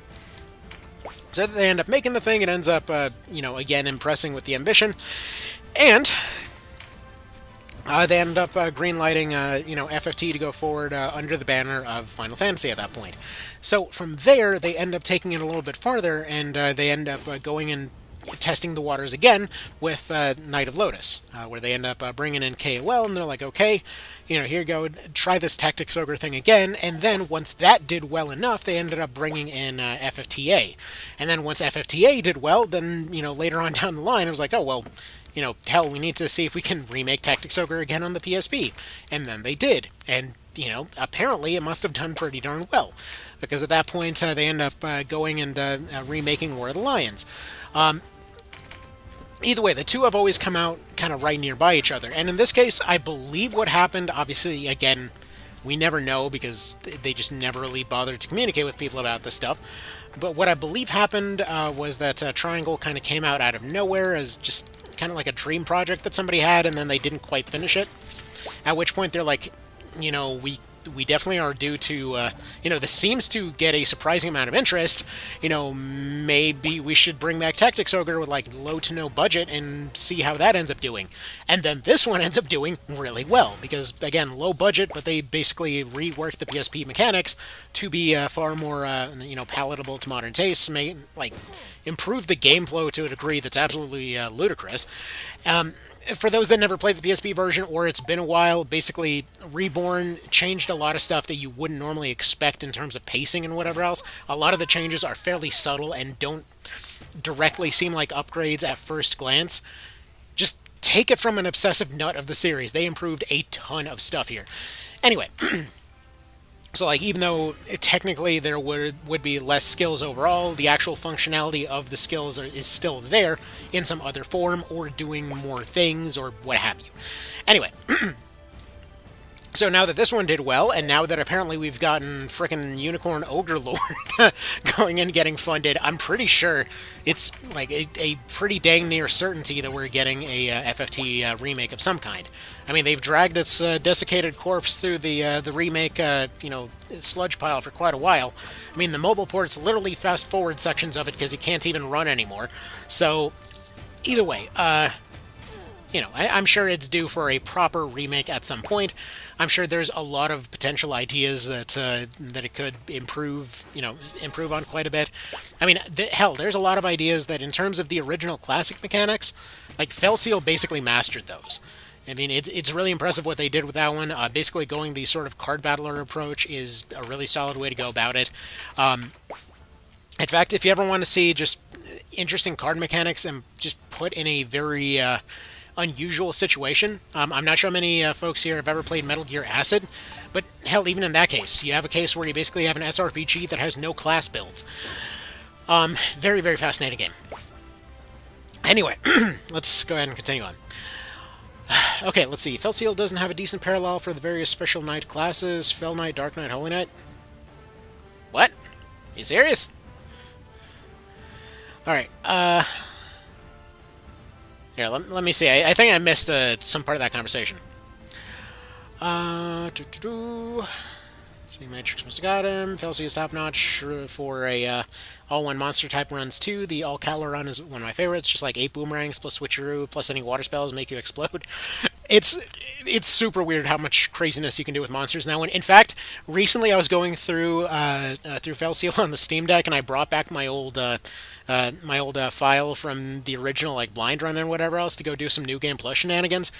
Sweet Jesus, difficulty turned all the way up. New Game Plus is a nightmare when it comes to the monster maps. Like the one early on where you're saving Bizarro and the merchant guy. There's like a freaking dozen, pretty much tricked out Vangles there. And for those that don't know, basically just imagine a wolf with just like a animal variant of every frickin' ability in the game. So they're just like, oh, excuse me while I jump halfway across the map, land in an AoE, splash everybody with bleed and poison at the same time. Like, oh, and the crits give me a free turn, so I'm just going to go ahead and get Cleave over here. Oh, and I also somehow got Boon from somewhere, so I get a guaranteed crit from that as well. Like, they get absolutely cruel if you have all the difficulty turned up. It's hilarious. Let's see, remake a new FFT or A2? Yeah, A2 is gold. I really hope they at least re-release A2 on the Switch. It deserves more. It honestly, A and A2 really deserve better. It's an absolute tragedy that they're just stuck in basically unportable hell right now. Like even a completely jacked up copy of FFTA is basically going to cost you like full retail price right now. FFTA 2, I hope you got a spare kidney. Let's see. FFTA was a little too young adult for me with the kids and snowballs and judging and cuteness, but I did end up enjoying it by the end. Heard FFTA 2 is better. Have you still not tried that? I know for a fact you've got a copy. Let's see. Grinding noises. Oh yeah, grinding noises were from the old headset. The switch on it was a manual switch that did this horrible crunchy sound when you muted it. Let's see. PSP Tactics Ogre was first. That's the point he's making. TO is used to test the water. Yeah, because TO is like ridiculously niche, and I figure the way that they're going ahead and measuring it is just like, well, if Tactics Ogre can succeed, anything can succeed. So, if this is doing well, clearly there's an appetite. All right.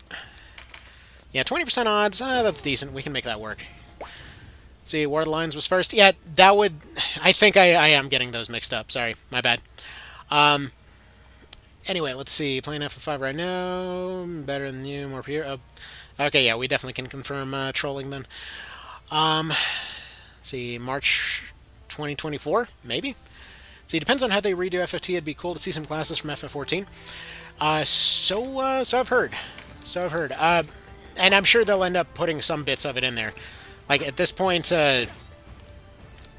Matsuno's just kind of definitely got to have some hand in it, because the dude's been joking about it on Twitter of how they're totally not remaking it, but if we did... Like, there's no way. There's absolutely no way that they're not remaking it right now. Like, I would guess probably by next year. My guess is currently after Unicorn Overlord. Let's see. If I was first to use classes and jobs, so who's the clone now? Huh? Let's see, found a nice strategy and kill, I found a nice strategy to kill Nibbit's family and goons, and save Cresta in time. 5 griffins and some boon of swiftness winged fencers. Now she is safe and I must kill the southern enemies. Yeah, griffins are a pretty much hard carry for that fight. It is pretty handy. See if we can get any of these guys recruited without them instantly dying. Come on, your turn's coming up. Survive, Archer, survive! You're gonna get yourself killed, dude. Okay, he almost got himself killed. Alright, anyone try out War Tales? I have not. What's the deal with that one? Like, that's the thing. We are eating good with this genre right now. There's so many things coming out on a regular basis that it's kind of comical, to be honest. I mean, we joke about shooters getting regular releases, and we've had, like, friggin' 15 of them in the last year. I mean, the backlog at this point for SRPGs that I want to get to but haven't yet is beyond comical. I mean, like, I literally... If I made it a full-time job, if this somehow became a thing that I could do 24/7, I still would not have enough time to cover them all. Like, hell, honestly, there was a thing recently over the Armored Core community absolutely roasting the hell out of one of the more popular reviewers out there for not giving AC6 the mandatory 3 playthroughs. And, I mean, like, yeah, there's a huge chunk of content that's locked behind those 3 playthroughs, but at the same time, I was thinking, like, man, I've barely, like, people were complaining that Crimson Tactics didn't have enough content, right? I still have yet to finish that. I'm still trying to get through it all. And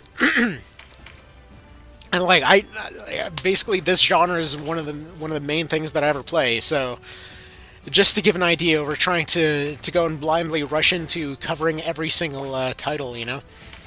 Just sounds like a nightmare. All right. Let's See, any one class I want to see brought back from FF5 is the Mystic Knight. I don't remember what that one is. I'm sure they'll definitely add more.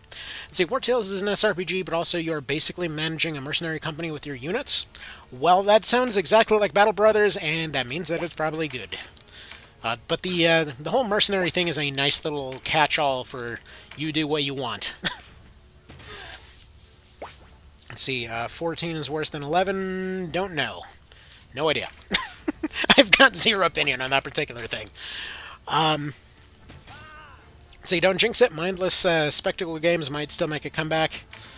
I mean, Triangle is pretty freaking close. You need to manage food, supplies, etc. That sounds like fun, though.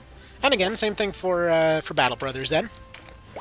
You need to manage all of your supplies and whatever else, and all of your people and their various problems. So, also, I think I'm going to have to go sneak off to go grab some more coffee in a moment. Alright. Let's see. We go over here. If we stab this one, then they die, which isn't really going to help us much here, but it is certainly an event that could happen. We can knock this guy down to 1 health, and or he also dies, but we need all of these people, so stab this one instead. The Parry God! The Parry God refuses to be hit. This man will never get his rapier taken away, because the tune is just too good. He is just too good. We can't touch this guy. This one random soldier is just too much for this team to handle. Let's see, Torpor. If we slow him down, maybe he'll be less of a parry god. Also, apparently Julian over here is gonna need that that skill card because she just can't be bothered to concentrate ever. She's just too busy thinking about her high school crush over there, apparently. All right, let's see. Played a couple of 100 hours into this game and still playing. The only game I've played more is Civ 6. Very understandable. I think it's just darn fun. Like, it just keeps throwing out more content. Like, it's one of these ones that understands, like, hey, people like the thing that you're already doing. Do more of that, you know?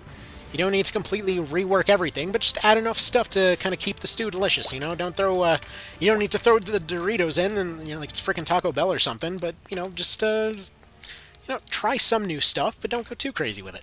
And that's, again, another one of those things I just really like about this remake, is it took out a lot of the complications, like excessive complications, in favor of like just reworking dead content into good content.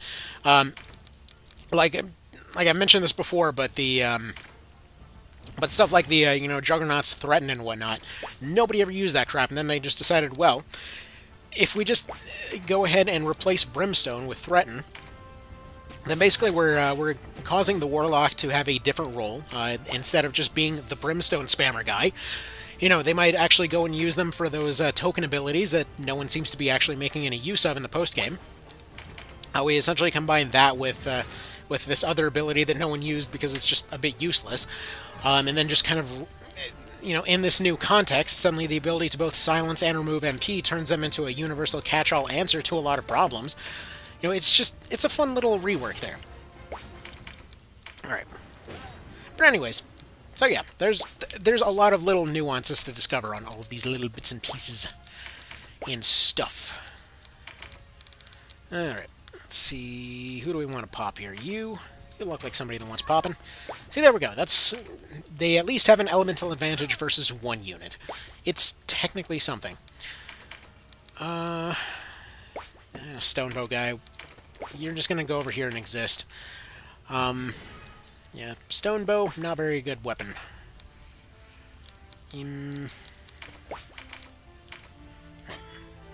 Sweet Jesus, man.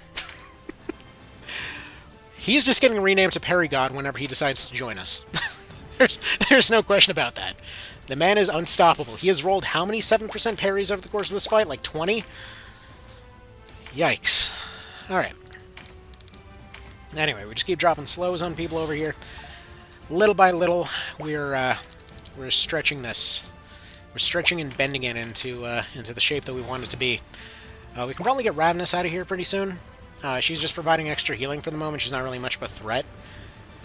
Well, okay, that's going to sort out that problem. Alright, let's see. FF5 Mystic Knight was a knight, but you whack things really hard with the magic-infused swords. Elemental weaknesses or flare-infused weapons would easily hit max damage.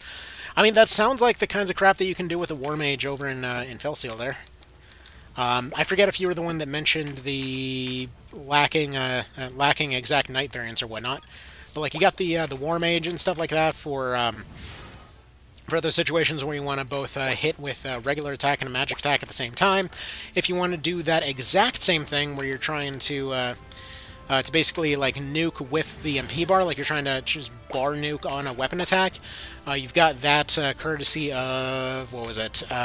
Courtesy of Anodyne's class, the Demon Knight there. If you wanted the Gafgarian variant, you've got that partially through the Fencer and partially through... who was it?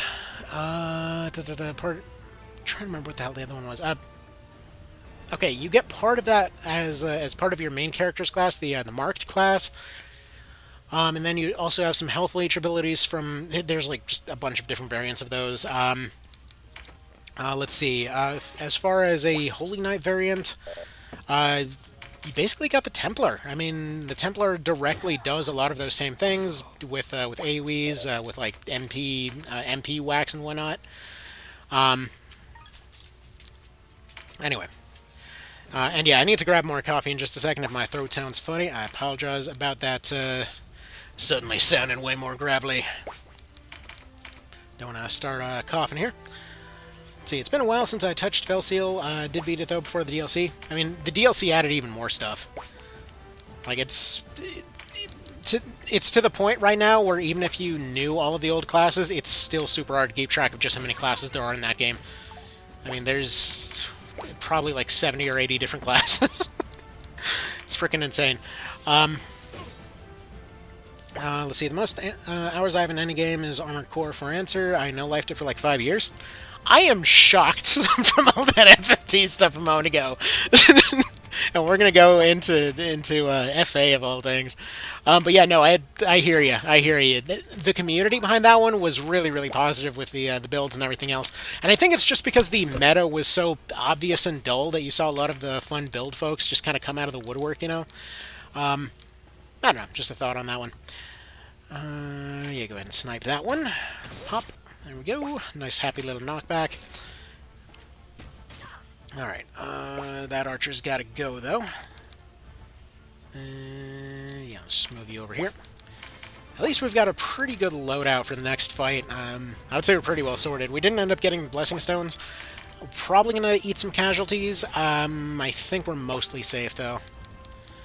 Either way, just go ahead and torpor you. There we go. Dandy dandy. Alright, he's just getting whacked around, that's fine. Wow, these archers suck. Okay, we're gonna have to switch them into, like, literally any other weapon other than these frickin' stone bows. No wonder they stood no chance. Let's see, 132, not great. You can fireball into a recruit, though. Alright. I mean, it's still funny, but a lot of the stuff that we discussed, if we wanted a like fancier, or I guess more complete package variant of all of the above, bear in mind we do still have one vision out there. Like, you know, just one vision doing its thing, still being amazing with not only the ridiculous amount of classes, but the ridiculous amount of skills, and you've still got the TO story adaptations. Hell, you've even got the FFT class mechanics thrown in there for good measure. Like, it's still out there. Though, personally, I would still say, you know, HD pack and whatever else, all well and good, but that game still belongs on the Vita. You know, fight me on that, but I still think it looks best on the PS Vita. Alright. I think FFT's Hat-Throwing Thief would win a character tier list for TRPGs, hands down. I guess. I mean, I guess... Yeah, it's really hard to argue with that one. That dude really gets into that hat throw. He's definitely got some gusto behind that. Alright. Let's see, just peeked at it, August 2021. What are we talking about? So we don't have the points to heal. Let's see if we even need the heal. You want to join? I mean, everyone else already joined. Come on, join our happy cult. I swear we won't take away your levels. Mostly. A little bit. take this card before he does. Just because we don't want to lose our last few HP here. Get this archer out of the way. Actually, I guess with stone bows, as much as the weapon sucks, realistically, longbows aren't really going to help us out very much in the next fight, will they? Alright. Whatever. I'll play it by ear. We need to get this lady out of the way before she counterattacks somebody to death. Folk, what about you? You got a 91 over here. Maybe don't do that. You've got a 1 on this guy, though. Do it. Just, like, plink him off the side a little bit. And you got a critical. Way to go. You just completely sabotaged all of us. How dare you? How dare you? Slow absolutely putting in work because this archer hasn't taken a turn in the last half of a freaking hour. Go ahead and torpor that guy if you could, except you can't. Why are you like this? Alright, you got nothing for the moment. I probably could have gone for the shield bash for the free 10 damage. Might be a good little cherry tap, but we're fine. Jeez. Getting the parry off Donalto over there. Alright, yeah, go ahead and Volge this one. So we go ahead and get our recruit points, and you are 1 point shy. Rude, rude people. Alright. I keep hoping for that little happy recruit sound, but there's no satisfying happy recruit sound. You sit still, you do some healing. Probably on this one. See, at least according to Steam, my most played game was Grim Dawn with 25-40 hours. Soon to be with the new expansion coming. I think that's what I got on New Vegas. Actually, let me go check the numbers real quick. What do we got for New Vegas?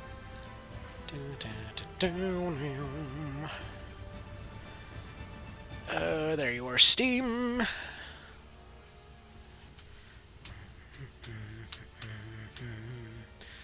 Alright, let's see what we got here.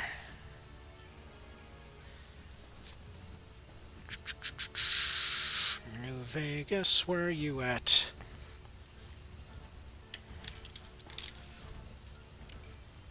Um, 2008 apparently. Okay. Never mind, never mind. Let's go put that away for the moment. Though, admittedly, I don't know how much of that time was basically just leaving it sitting in the background while I was working, but oh well.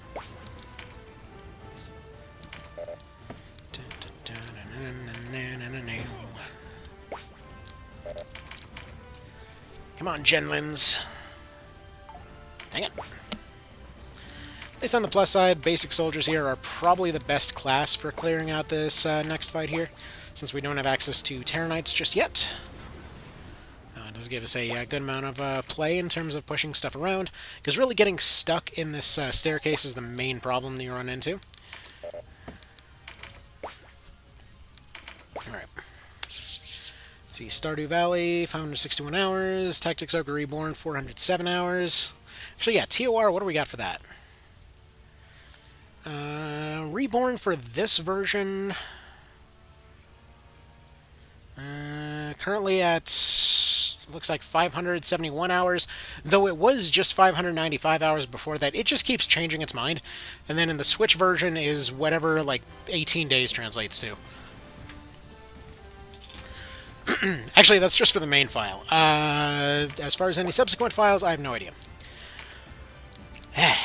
This lady over here just refuses to join. Just these last two being a bit of a pain.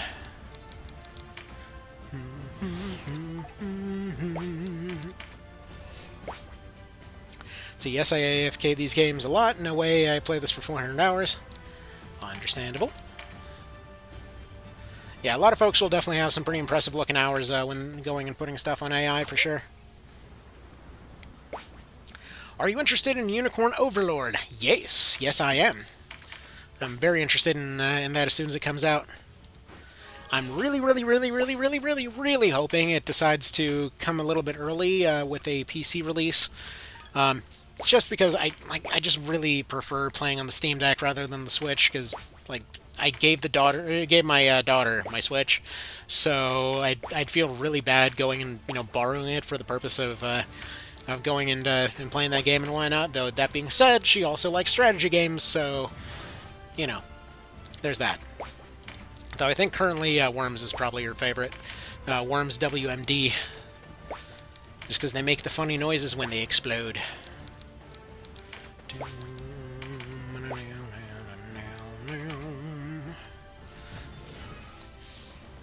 Alright.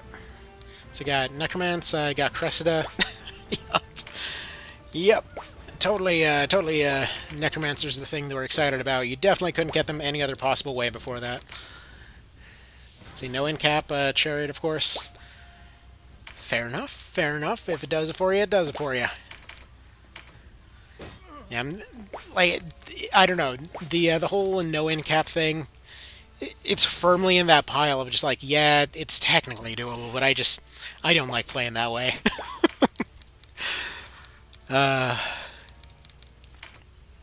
It's always, like, it always just gets me in this mindset of like, yeah, I really want to be able to do some risky plays here. It's just more fun to me. So Unicorn Overlord won't be on PC. I'm assuming it will be. I didn't recall seeing a announcement. I only saw PS4, PS5, and Switch of all things. And the direct said March 2024.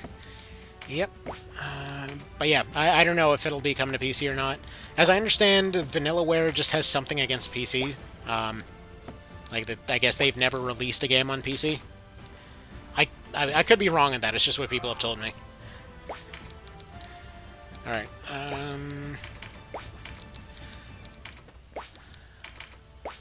And good evening, by the way. Good evening to you as well there, Happy. Alright. So yeah, do unspeakable things to get stuff like Odin Sphere, Dragon's Crown, and such on PC. Yeah, I've been hearing that a lot, and apparently I've been absolutely sleeping on Vanillaware in general. Like, I've seen their things every now and then, but I thought it was... Any review that I've seen, and granted this, it falls firmly in the should-have-known better category, because, the entire Ogre series is like this, but they constantly have been in that pile of the reviews saying that they were decent, but, seemed to be about showing skin or whatever else, but, apparently that's far from the case. At least so I've heard. Or at least so I've heard recently. Before that, the reviews always seem to be kind of middle of the road. And again, you'd think I'd know. Basically, there's no game that I cover on this channel that typically, like on a normal day, will get above a 70% if we're talking about reviews. It's just because they make no sense to people. We got like all our Ogre battles, all our Tactics Ogres, Armored Cores, and whatever else. It's super weird to see Armored Core finally getting a 9 out of 10 everywhere. Like, what the hell happened? People started appreciating Armored Core? Like, that never happens. Is the universe feeling okay? It probably isn't, but, it just never happens. Anyway. Alright. Yeah, we might end up... And he's just gonna go ahead and, parry as he does. He's not the parry god. But, either way, we hired the parry god. He decided to finally show some sense. Do we just poison? Nah, we don't. We just go for another round of negotiations, and eventually we lead on to Chapter 2! So yeah, generally thought Odin Sphere was on PC. Apparently not. Apparently not. Odin Sphere because Zeus Balls was taken! Heh. Alright. Come on, negotiate with this man. Have him join our team. We need to go get completely trounced in Chapter 2. What are you doing? So yeah, I've come to appreciate an interesting game that isn't flawless over a polished but kind of generic entry. At some point, Legend of Mana became my favorite Mana game for that exact reason. Yeah, Mana's fascinating, though. Like, again, same thing. If it does interesting things, I care. That's it. Like, that's the thing. Does it try to do something interesting? Is it trying to give you an experience that's, something you wouldn't be able to experience somewhere else? Like, to me, the value of a game is entirely based on, like, what it can make you feel. And and and yeah, when it comes to those cases where like you see a game that's extremely polished and extremely well reviewed or whatever else, and it's just like, depending obviously on what the game in question is, but like so often I've gone into those situations and just kind of come away disappointed. I was like, okay, it looks very fancy, it looks very colorful, the graphics look impeccable, and I don't care about any of the stuff that's going on screen right now. But anyway, obviously it depends. Like, I mean, I think look no further than like GTA 5, where to this day I still go back and play San Andreas all the dang time. Still like Vice City and especially Vice City Stories, but like GTA 5, honestly, I didn't care. Like, there was just, it didn't, it was very polished, but it didn't feel like anything special. Like, they had all of these interesting, very high production details going on and whatever else, but I don't know, just wasn't feeling it for one reason or another, whatever that reason happens to be. Might like Rune Factory 2? It's already on the list. Like many, many things, it's on the list that I maybe might get to someday, if there's ever enough time to. I mean, part of the reason I was excited to find a cheap Vita was, another excuse to go back and revisit some of these. Like, a lot of the Vanillaware stuff apparently came out on Vita for whatever reason. So there's that. So I was hoping to take a quick peek at those. Let's see, that reminds me, while you may not like how numbers eventually go nuts, Ceruleum Ultimate has a ton of build strategy. Okay, I will once again add it to the list. Let's see, Rune Factory. Yep, funnily enough, Rune Factory, I always thought that was actually like a Factorio kind of deal. I thought it was like Fantasy Factorio or something. Hold on, one quick second. Let me see what this looks like.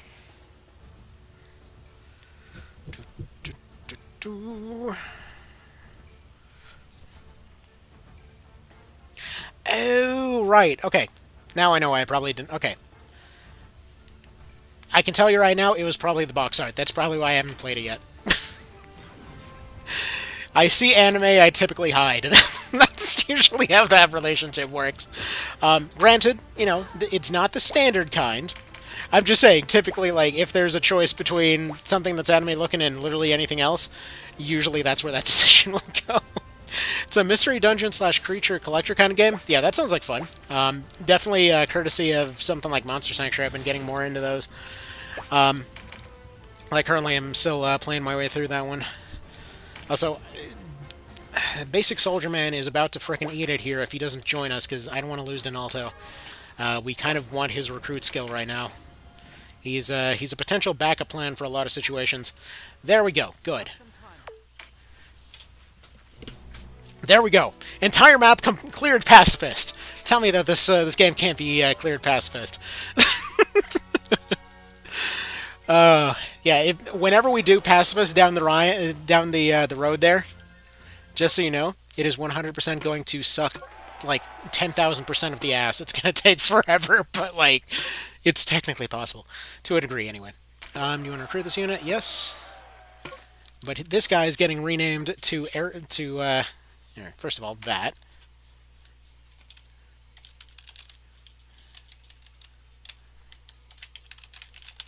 There we go. Eric the Parry God. We have just enough letters for that. He might die immediately, but dang it, he is getting named to his proper name and title.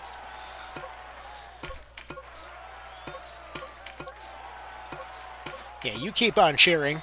How is there no achievement in this game for recruiting the entire enemy team?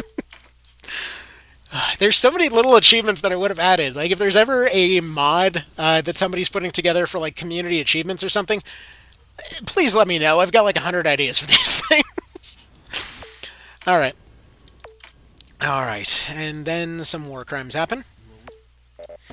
So here's the thing. The way we go about this can go a few different directions.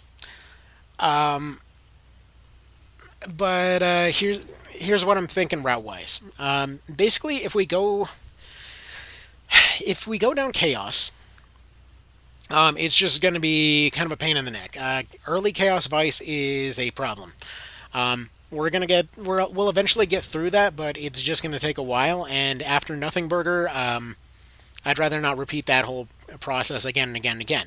Now, again, it is doable. We have the numbers, we have the means, we have shop access. We can do the whole breach and breakdown combo thing. Neutral, I do every run, and I want to do one run where I don't do neutral. And I almost never do law. And in this particular game, I figure, you know what? It's already Union level 0, so why don't we do Morality 0 as well? Clearly. So, there we go. It is now Morality 0 as well. Alright. Let's go ahead and save. Alright. Let's see if we can rock any elemental advantages. No, because they're still yellow. Basically same team loadout as last time. We don't have any ice, and we have Ravenous over there, so we're going to make this fight a little bit harder on ourselves. Anyway, let's go ahead and reshuffle some folks.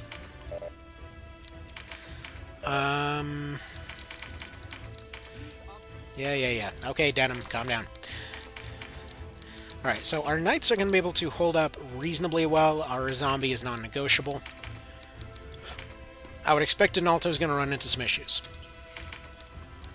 I'm thinking this might have to be where Canopus maybe dies. We're going to see. We'll have to throw in our new warrior grunts. Let's see if we can turn these guys into something else. We've got lightning, fire we need to save for later. Air guy, you actually could be pretty handy, but I'd like you to be our new knight. Potentially, though, he's at 9. He might be able to get better pincer off of a berserk. So I'm going to say one berserker over here. Alright. So we'll deal with weapon loadouts in a moment. Octavia, you stay as a warrior, but we are going to throw in more skills here. So we need more constitution, and we need more mighty impact. You're good there. Okay, you. And weapon skills you looking at. You're going to be starting from nothing, so berserk, constitution, pincer. Do we not have any weapons for you? Right, cool. That's a problem we're going to be revisiting in a moment. Okay, lightning archer.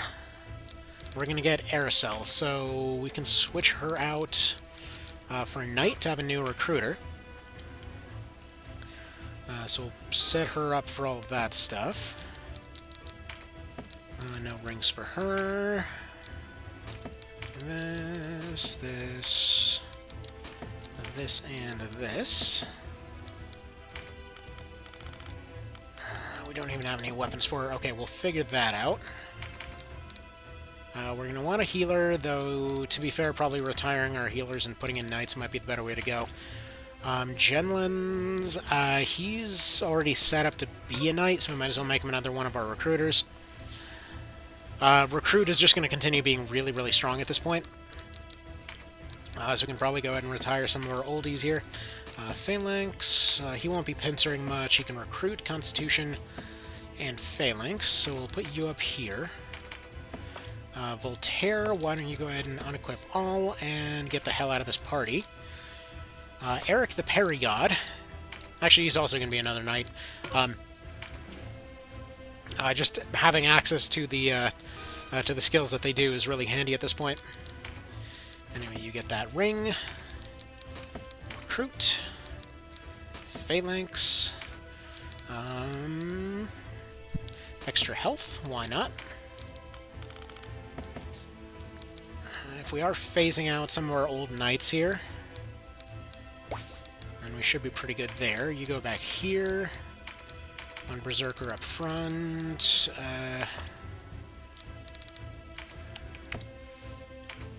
You know, if she goes longbow,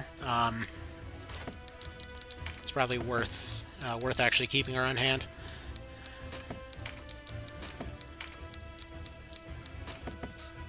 Alright, so one back there. We're going to want one more healer, or maybe one more caster. Okay, I'm thinking one more caster. Lots of frontliners, though. You want a pretty heavy frontline presence for this particular one. Everyone else is going to try to grunt their way down the left. Zombie and one of the knights are going to try to push their way through the right side. I'm hoping we can maybe move the Enchantress in to assist. There's a decent chance that she just dies here, though. Kind of tempted to switch her over to something else, though.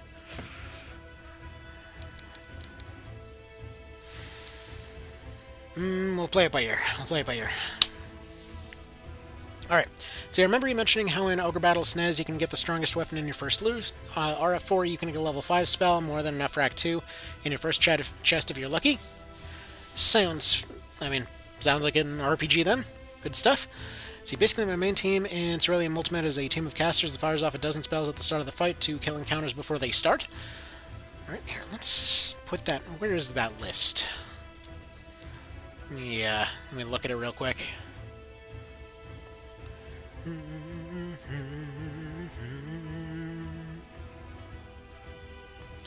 Cerulean Ultimate.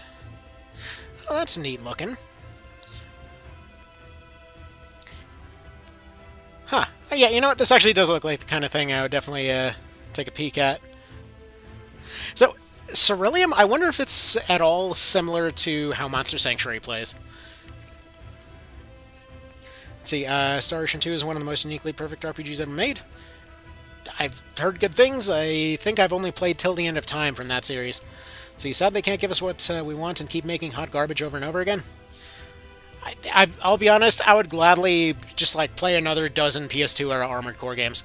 Like, yeah, Armored Core 6, freaking amazing, but if they just took the same old jank that they did for, like, Silent Line and just did that 100 more times, would be 100% on board. Alright. We need to do some stuff here. First of all, you just give away your stuff. Might be time to retire Canopus. He's still decent and he can fly, but it may be time to start considering it. Alright, looks like this guy's going to be a hammer guy. Congratulations, sir. It is now hammer time. Basin, dodge. We're going to want those on pretty much everybody. One mending seed, because he needs to be able to stick around for long haul. Let's see. You've got some buffs that are going to go over to your soldiers. We need to be worried about archers. Eric the Parry God. You need even more dodge, because somehow it wasn't enough before. One mead, just for the purpose of breaking stuff down. We can just go nuts on our items here, because we'll need to be breaking down a lot of stuff. Alright, you unequip everything. Just going to free up some of our items so we know what we're working with.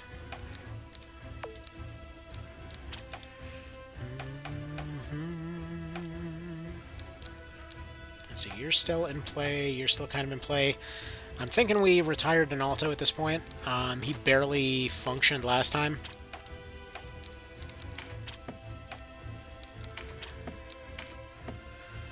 Sarah probably as well, because we've got replacements. So, alright. Alright, Genlins, you are technically a sword guy, but at the same time, what if you were better than a sword guy? Give you your Morning Star here. None of these guys can still use a finisher, but we're still at least making some progress. And we get some healing here. You get some healing, you get some healing. You are sticking with your sword because, you know, Parry God. Amelia here could probably use a Basin of Time, could probably use a sidestep, but we don't have one. Defender Ring for good measure. Alienor is surprisingly not actually an alien, despite what they try to tell you. One Mighty Impact, one Constitution. Heavy Axe is perfectly well and dandy for you. One Brand of the Sacrifice. It's a little bit expensive for what we're going for, but I think it'll be worthwhile in the long run. One Emily here. Why don't you go ahead and take a heal off of somebody. Like our cleric. She doesn't need one anyway. It's kind of the downside of losing the heal that we would have gotten from Ravnus. Anyway, let's see. Probably an axe on you, right? No, sword just going to be better in her case. 1 SP, 1 Defender Ring. Probably don't need a weapon skill on her that much. She's just going to be doing area denial and healing. More Fortify, more Dodge, probably even more Dodge, actually. Because eventually they are going to run out of Dodge. Lynette is going to take one of these Black Lizard powders, though. Just plain don't trust her odds right now. Coral Harp, would that help us or hurt us? Probably hurt us here. Take that off.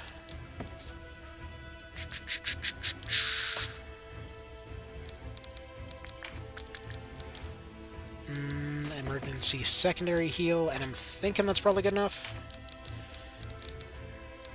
Maybe just a dodge on you. Like, we're going to be burning through a absolute ton of items here.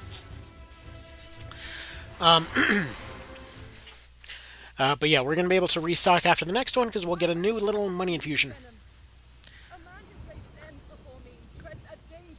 What does means? I don't understand math. You said that the strings eventually end, right? Alright. Let's see. New comic mechanics make the game fun, I would imagine. Let's see. Tales of Destiny 2 is another perfect RPGs. Hey guys, know this music all too well. Drove my last girlfriend nuts. Fair enough, fair enough. Yeah, it would definitely imagine. It's definitely one of those ones that that tends to get on some folks' nerves after a little bit of a while, because you tend to be on that screen a little bit. Anyway, let's throw Denim over this way. What we're going to do is we're actually going to hold back, and we're going to see if maybe we can get them to kill her instead of the other way around. That knockback might have just made that plan impossible. We're going to try to hang out back here, though.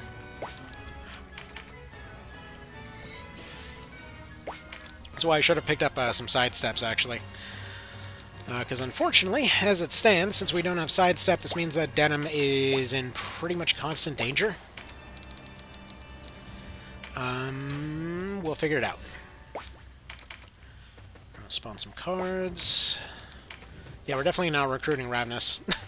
By the way, in case you were wondering. I'm sure technically it would be possible, but also I, really don't want to. Actually, I guess technically speaking, it might also be a good idea in case she gets close. I mean, we have a unit that can charm.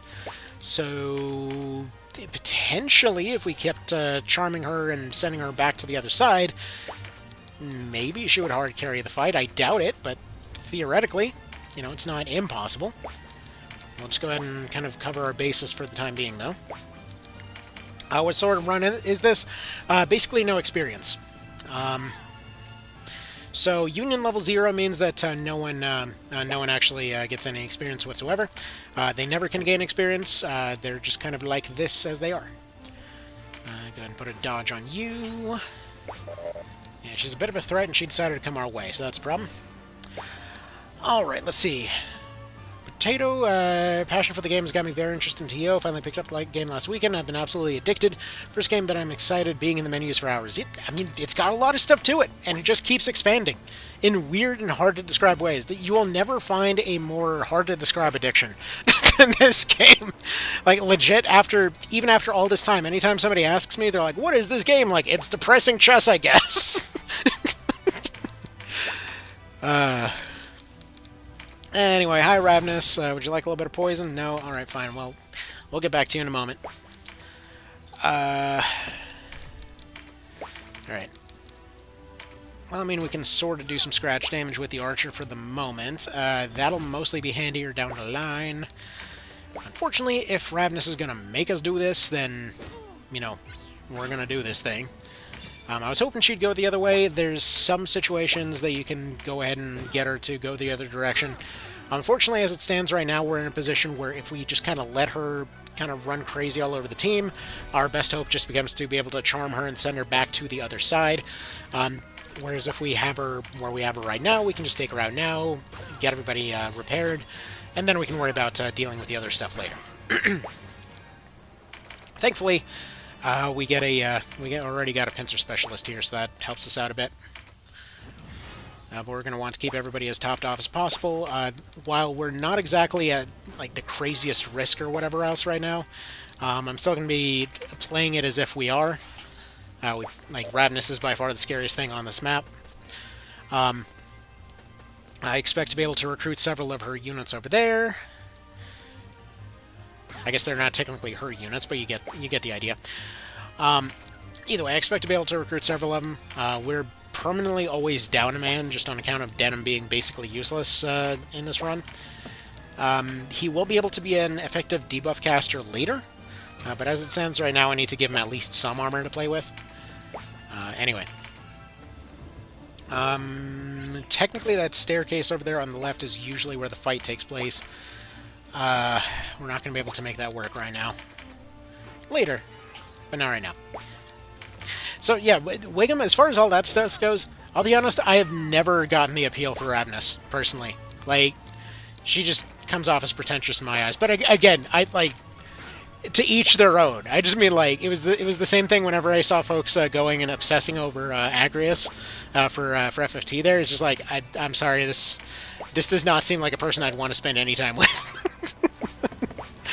They just seem so far up their own ass. But, you know, it is what it is. Anyway, let's go ahead and... actually, we might be able to use this to our advantage. Currently, she is blocking the area up there, which means that we might be able to use her to tank some hits. So that's what we'll do. Let's see, Denim stays at their level. Other characters are higher depending on where you recruit them. Yeah, whatever level anybody shows up at, that's where they're staying permanently. They can't gain any experience if they have a weapon skill that's lower than their level, which is basically exclusively a Chapter 1 thing. Well, I guess mostly Chapter 1. You get some of it in Chapter 2, but for the most part it's a Chapter 1 thing. Either way, if they have a weapon skill that's, you know, lower than their current level, then technically they can still use it, but yeah.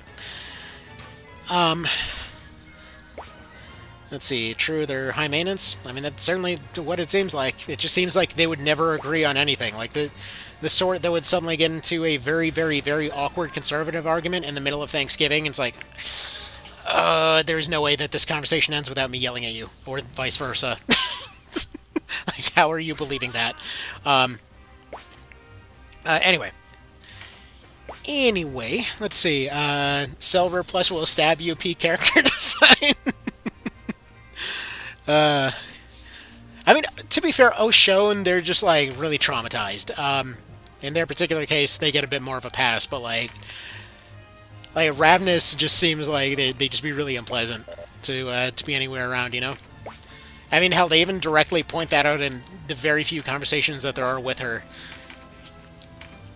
Where, like, right off the bat, they're like, wow, I don't want to... I think it was Kasher's line there. It was just like, I wouldn't want to be anywhere nearby when she falls off that pedestal. Like, geez. Harsh, but also very accurate, so carry on. Also, almost forgot about the hot nurse taking care of Lancelot. May want to tone that down a little bit. Don't look up the age, dude.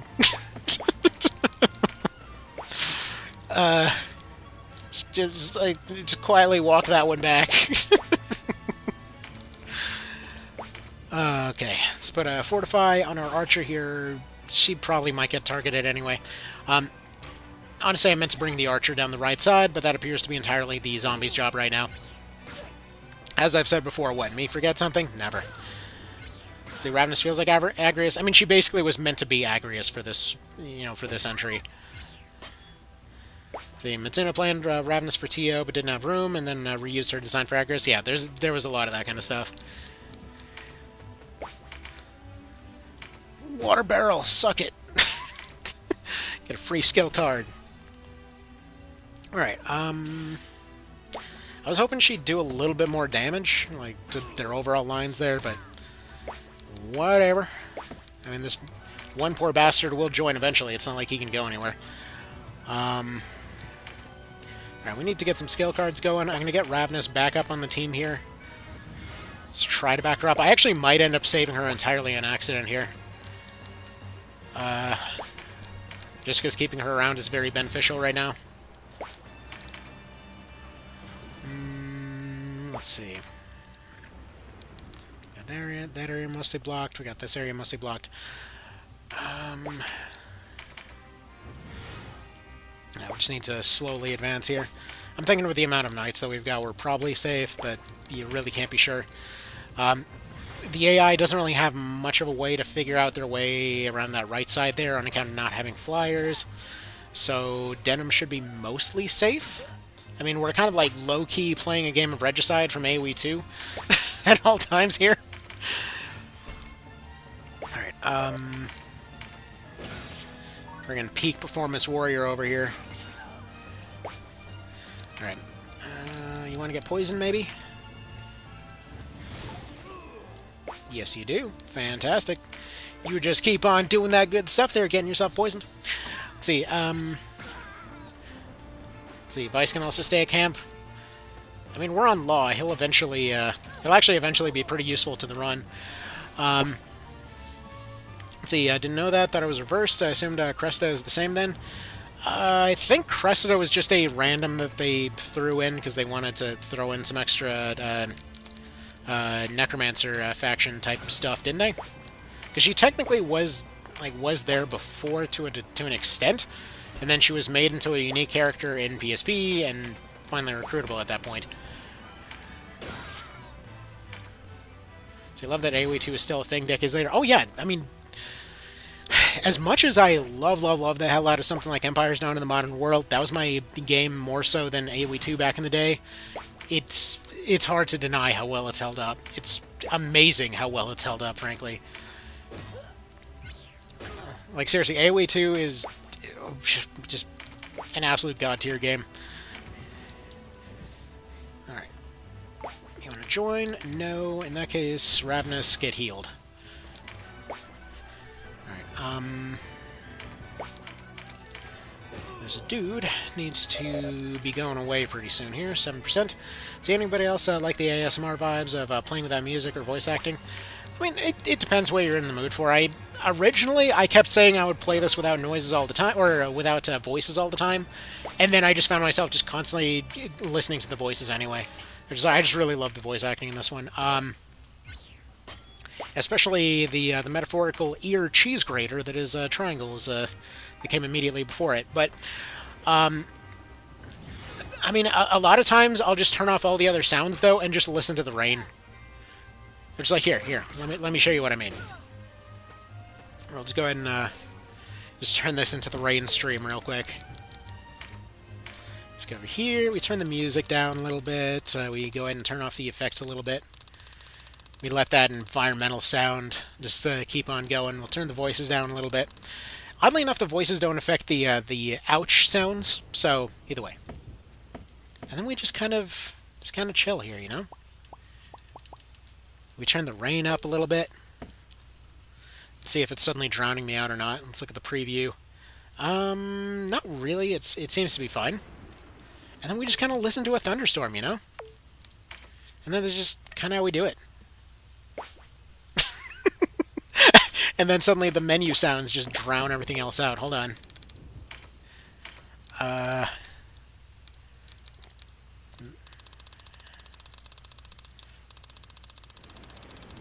Let's see. I remember there was a way to turn off those sounds.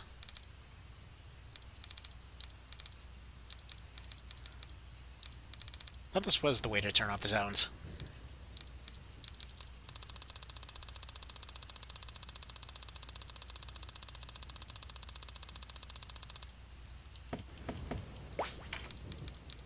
Okay, that didn't seem to actually turn off anything. Fine.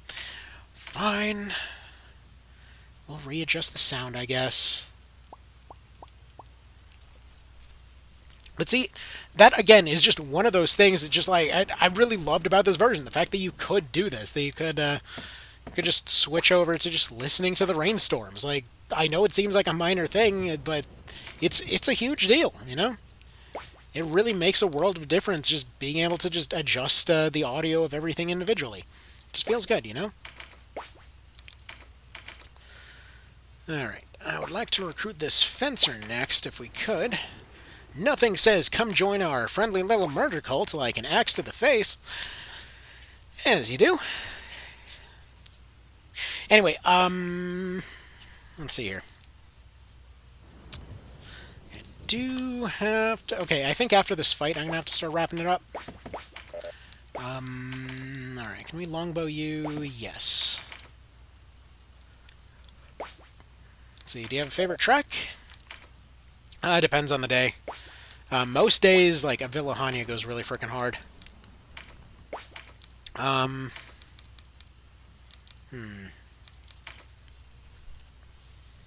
Yeah, Airland is pretty good.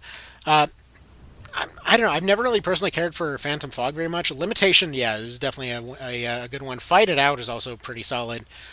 What was it? Breath of the Earth. Some days just feeling that one.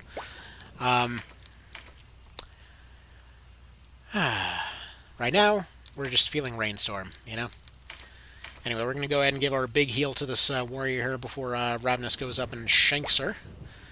As you do. I want to try to keep a hold of some of these people. Is his Berserk activated? No. Alright. Yeah, go figure. I think Ravenous is actually going to survive this. Go figure. In that case, screw it. You know what? If we're already going down Law Route, what if we just make that one of the objectives? I say that. There's no way in hell that I'm remembering to do that. We'll just say, as far as optional objectives go, we'll make a slight exception for optional objectives for the purposes of recruiting Ravenous, if and when somehow we remember to do that and she survives this. How's that sound? It's a limitation. Also, Santa's Coming or White Storm, whatever it's called. Yeah, I love that. I love the friggin' Saturn version's misunderstandings of what the title is for. There's one that's literally just like, I don't know where the bathroom is, or something like that.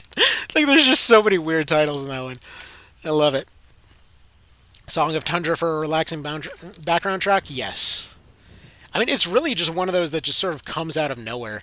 I mean, it's kind of like, if any of y'all have ever played any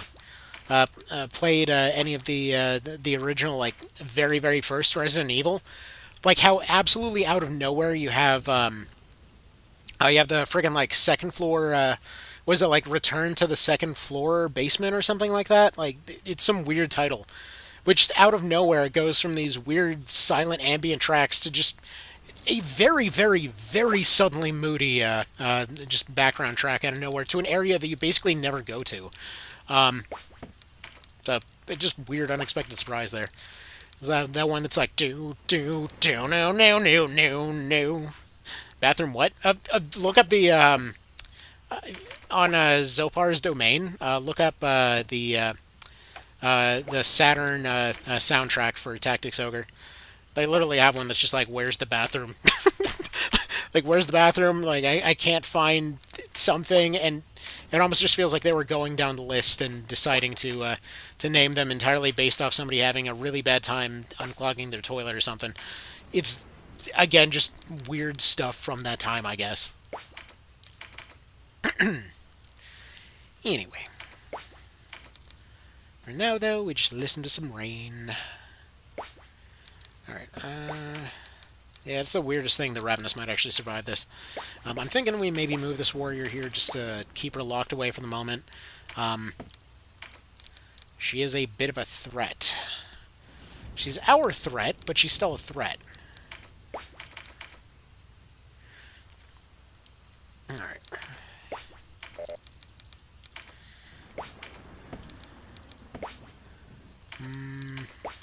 Alright, we'll spend one Blessing Stone because we've got a bit of a cash infusion coming up. So one Blessing Stone on you. She's not going to have the points to do anything right now. Let's go ahead and use a Magic Leaf, though. Those will pretty much drop off the face of the earth pretty soon. They've got one of their archers coming up soonish. That's a problem of its own. Problem that we'll hopefully have some sort of answer for when it happens. Come and think of it. You know, now that I'm looking at it, this Vita that I ordered isn't even sent. What the hell? Why hasn't it been sent yet? Send my crap, dude.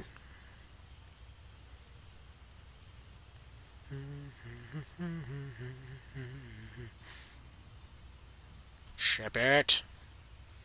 I don't know. Hopefully they send it soon. That's always the frustrating thing about eBay. You never quite know when stuff's going to get sent out. Like, sometimes you'll get stuff way earlier than expected and shows up just like way better of a deal than you thought. And frankly, I would say it's a solid 50-50 over whether you get an amazing deal or you just regret doing the thing immediately. Like, I think one of my favorite ones, there was one that was somebody selling a PSP for like, I think like $30 or something like that, and they're like, oh yeah, it doesn't turn on, it doesn't work. I get it. Not only does it turn on, it has a fully functional original battery. They just never charged it. And so I basically get this thing that comes with multiple chargers, comes with a memory card in there. They forgot a game in there. Again, basically mint. Comes with a case for like basically nothing. Like it was just a great find. But then at the same time, you have other ones that just feel like you got ripped off immediately. All right, what are your odds of recruiting this guy? 21%.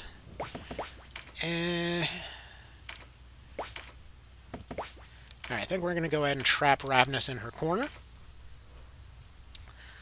And then we'll move on in this direction. I mean, hell, speaking of other deals, there was one, the previous Vita that I'd had, there was also a guy that I was just throwing out lowball offers, and somebody had dropped a dresser on this thing or something, I guess. Like, the screen was surprisingly still perfectly functional despite being shattered in a million places. I mean, I actually still have it in front of me now because I ended up replacing it down the road so that it could sell, but like its screen was thoroughly destroyed. But again, all its functions still worked. It would just kind of cut your fingers. So I put a screen protector over it, and sure enough, it basically was like a normal screen at that point. Anyways, so just replaced a couple analog sticks that were like $20. The thing itself, the screen itself was, again, you could just like lowball over and over until you ended up getting something. The unit itself was like $30, and yeah, sure enough, perfectly good, good and functional Vita there. That just basically got sold like it was trash. So that's always nice. See, for me, it's always a mix between the PSP arrangements and the Reborn arrangements. Yeah, it depends. Like, there's certainly some that definitely stick out. I know personally, like, I really, really appreciate the PSP version of Limitation more, but for the vast majority of them, I think I prefer Reborn. Like, it was Limitation and Faraway Heights that I think I prefer the PSP version. Like, here, let me actually pull it up in the background, because why not?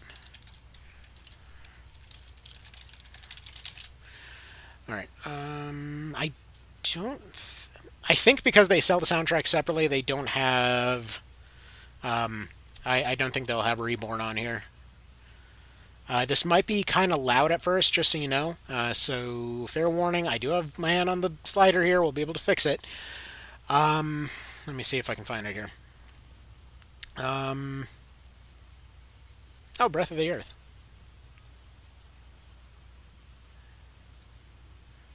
Oh, it might help if I actually let the volume happen, huh? Hold on. Wait, that's Breath of the Earth. Okay. Hold on. Looking for the right one. Also adjusting the volume, because that was super loud. Where are ya?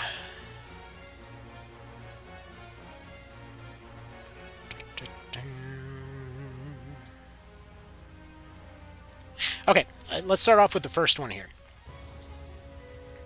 So in terms of like the PSP version of Limitation, personally, I prefer that one a little bit. It's very close between the two, but it's just got that really zippy. It's really zippy. That's the best way to put it. It's just like it's very, very, very good on those sudden random staccatos there that are probably very easy to pull off when you're going and using a synthesizer, but probably dang near impossible for a live orchestra to pull off. I'm sure they could. I'm sure they would definitely find a way. They are professionals after all. But I'm just saying, it's a very, very zippy track. All right. Anyway, where's the other one here? Also, I guess Meet with Destiny also has.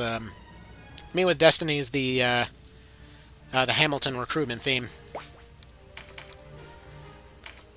Whereas this one, it's definitely got a lot more punch in the original one.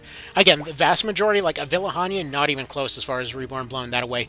Most of the themes, the extra orchestration adds a lot to it, but some of the like faster, more like kind of stabby sounding ones lost a little bit of that sharpness when it got orchestrated, just because of how busy the track was to begin with.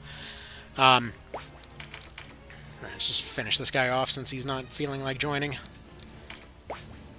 Like, this particular one always had a nice, kind of like almost industrial sound to it, you know?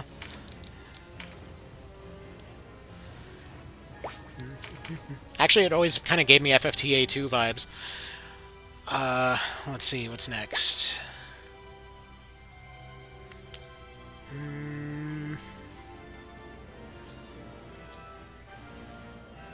What the was I even looking for? I don't remember. Oh yeah, Airland. There we are. Alright, Faraway Heights is the cursed song, isn't it? That refuses to unlock in the Warren report? I don't think so, because I've always gotten Faraway Heights. For all of these files so far, anyway. Faraway Heights is this one. It's the theme that plays when you first go into San Bronza and go to that bridge. And she's like, hey, welcome to heaven, motherfucker. It's payback time. But it's that moment where they let you know, like, hey, we gladly will throw your units off this cliff. I hope you didn't get attached. But yeah, it plays all over the post-game.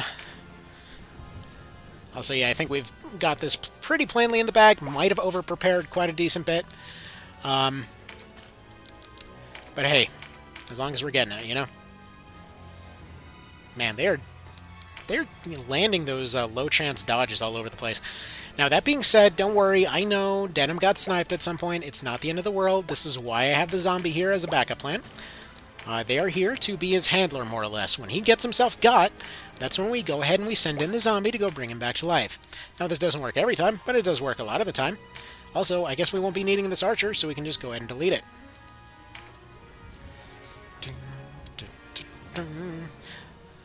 But yeah, this particular one, this part right here, that whole like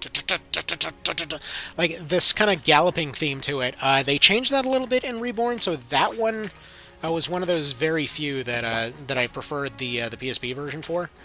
Like specifically, it's only the faster bits that they occasionally have a little bit of a hiccup on, you know. I mean, for the most part, the Reborn arrangements are just top notch. Alright. There we go. Found it the night I couldn't go to the bathroom. That's a funny way to spell Fog of Phantom. Yeah, I don't know what amount of Taco Bell they were having that day, but yeah, there was a story behind that one, and I'm not sure we want to know.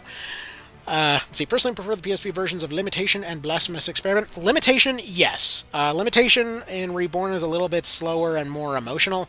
I prefer the like the rapid staccato there, but again, it can kind of go either way there. You know, let's just retorpor this guy and hide our Enchantress. I would like to have her replaced by that wizard up there if we can get him. Right now we seem to have more or less complete control over this fight, so I'm thinking as long as the archer's gone, we just deal with some of these other guys here. Should hopefully not be a problem. There we go, we'll just finish this guy off. We have enough recruits as it is. And then you can go ahead and pick up this Dex card. I doubt you'll need it, or that you'll last long enough to make any use of it, but just get it off the field for the time being. Ravenous, why are you... Right, I guess we forgot to close her off, didn't we? Alright, that's fine. Let's go ahead and close her up a little bit here. Yeah, if we can get all of that wizard, great. I'm not going to lose anybody else to get him, because we can just hire, or we can just get more class marks at the store. This run is ironically the exact thing that many folks like to imagine this game is, which is just struggling for levels. Because in this case, yes, it will be a struggle for trying to get some power out of levels. In most cases, they really don't matter that much. That is to say, you can't actually get your levels low enough in a natural sense that it will be enough to be the thing that's kind of, causing you to lose a fight, more or less. Usually, again, under normal circumstances, this is by no means normal circumstances. You normally would not mod the game to intentionally screw yourself over. So, you know, just yeah. Okay, we did get some benefit out of the few dodges and fortifies that I put out there. It was enough to push us through. I think from here on out we should probably be just fine. Let's see, one shot on you, pretty much entirely ready to go. We're going to attempt to one recruit on that archer, and if we get it, great. If not, okay, you're not going to be the one to do it. Heal this guy, please. See, faraway heights unlocks by reaching the last level of the floating ruins. Yeah, that makes sense, and would explain why it's been on every one of these save files so far. Because that's usually part of the route. Or at least usually part of the route that I like going on. Alright, we're going to go ahead and attempt to... Yeah, we're just going to miss. We're not going to attempt to do anything, apparently. Heal you. I need your chatting powers over here by this wizard, though, before our two other guys bleed out. Again, if we don't get them, they're just done. We have a recovery on denim ready to go whenever we need it. Not going to prioritize it for the moment. This archer is about to act. That could potentially throw a wrench in those plans, unless we throw the wrench first. Unfortunately, they could not dodge a wrench, and they could not dodge a dodgeball. Let's see, PSV, Blasphemous Experiment, and a Villahania are much better. Hard disagree on a Villahania. Blasphemous Experiment, maybe. Yeah, Villahania, I just feel is a straight upgrade in Reborn. Like, it just hits so much harder. Again, at least in my opinion. Alright, he doesn't want to join yet. We have a slight bit of time. Very, very slight. Thankfully we got this archer. Let's see, are you able to land that shot? No. What about from here? Just barely shy. Alright. That right there is about as safe as it gets for you.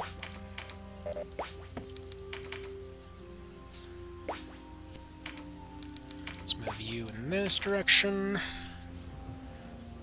See, music can be like that. Yeah, I mean, it's going to hit everybody a little bit differently.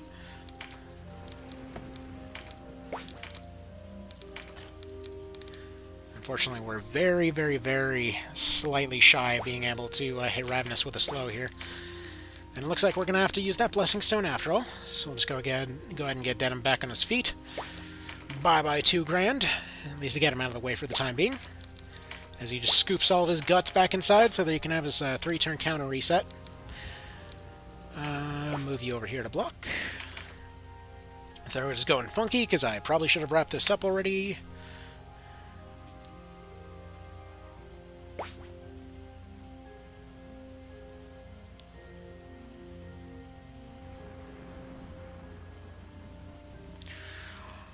Okie dokie. Come on, hit and recruit. That's what you gotta be doing here. See, can we get a mod to auction off recruits? Then we can recruit some units, strip them of all their equipment, and then sell them like cattle. I mean, you basically just send them back out into the wild. You can already strip them of all their equipment.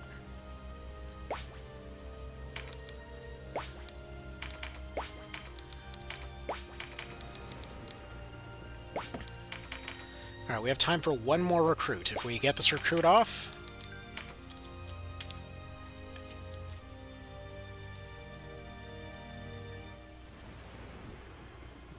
hell?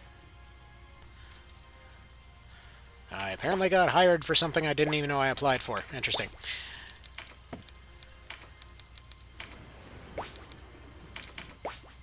Alright, one recruit.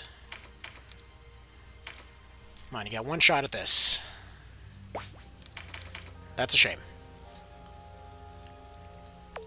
Anyway, so shockingly, Ravenous survived that. See, is Dark Souls 2 really your favorite Souls game? That's such a unique take to explain that. I just really like the exploration in it. The exploration and the gear variety. The overall tone, like Majula especially, is just a really really chill place. It reminds me of a lot of places I personally really liked visiting over the years. A lot of the decrepit buildings reminds me a lot of exploring places in Detroit and whatnot. Um, there's just a lot of little bits and pieces, specifically to that one that I just like from a like visiting and design perspective. Um, the Interesting little lance looking situation that he's got over there. It's supposed to be a short sword. Oh well. Like especially the castle, like Drangley Castle and stuff like that, reminds me of a lot of places I really liked. It looked cool in the storms and whatnot. Um, the DLC areas just have really really cool weather effects. The way that weather effects like affect clothes and whatnot just really gives it a lot of extra stuff. They didn't revisit that mechanic very much. It just got a lot of weirdly specific, just like details about it, you know. All right. Anyway, is he pushing my luck making a no buff card mod? I mean, I'll be honest, I'd play that. I just feel like it would probably strip the game of a lot of its like cool mechanics. I mean, it's just an extra thing to play around with. If you don't want the buffs, you don't pick them up. It's not like the AI will go out of its way to pick them up. So there should be an achievement that says you can't craft a Balder blowgun. If they could add them after the fact, I'm sure they would.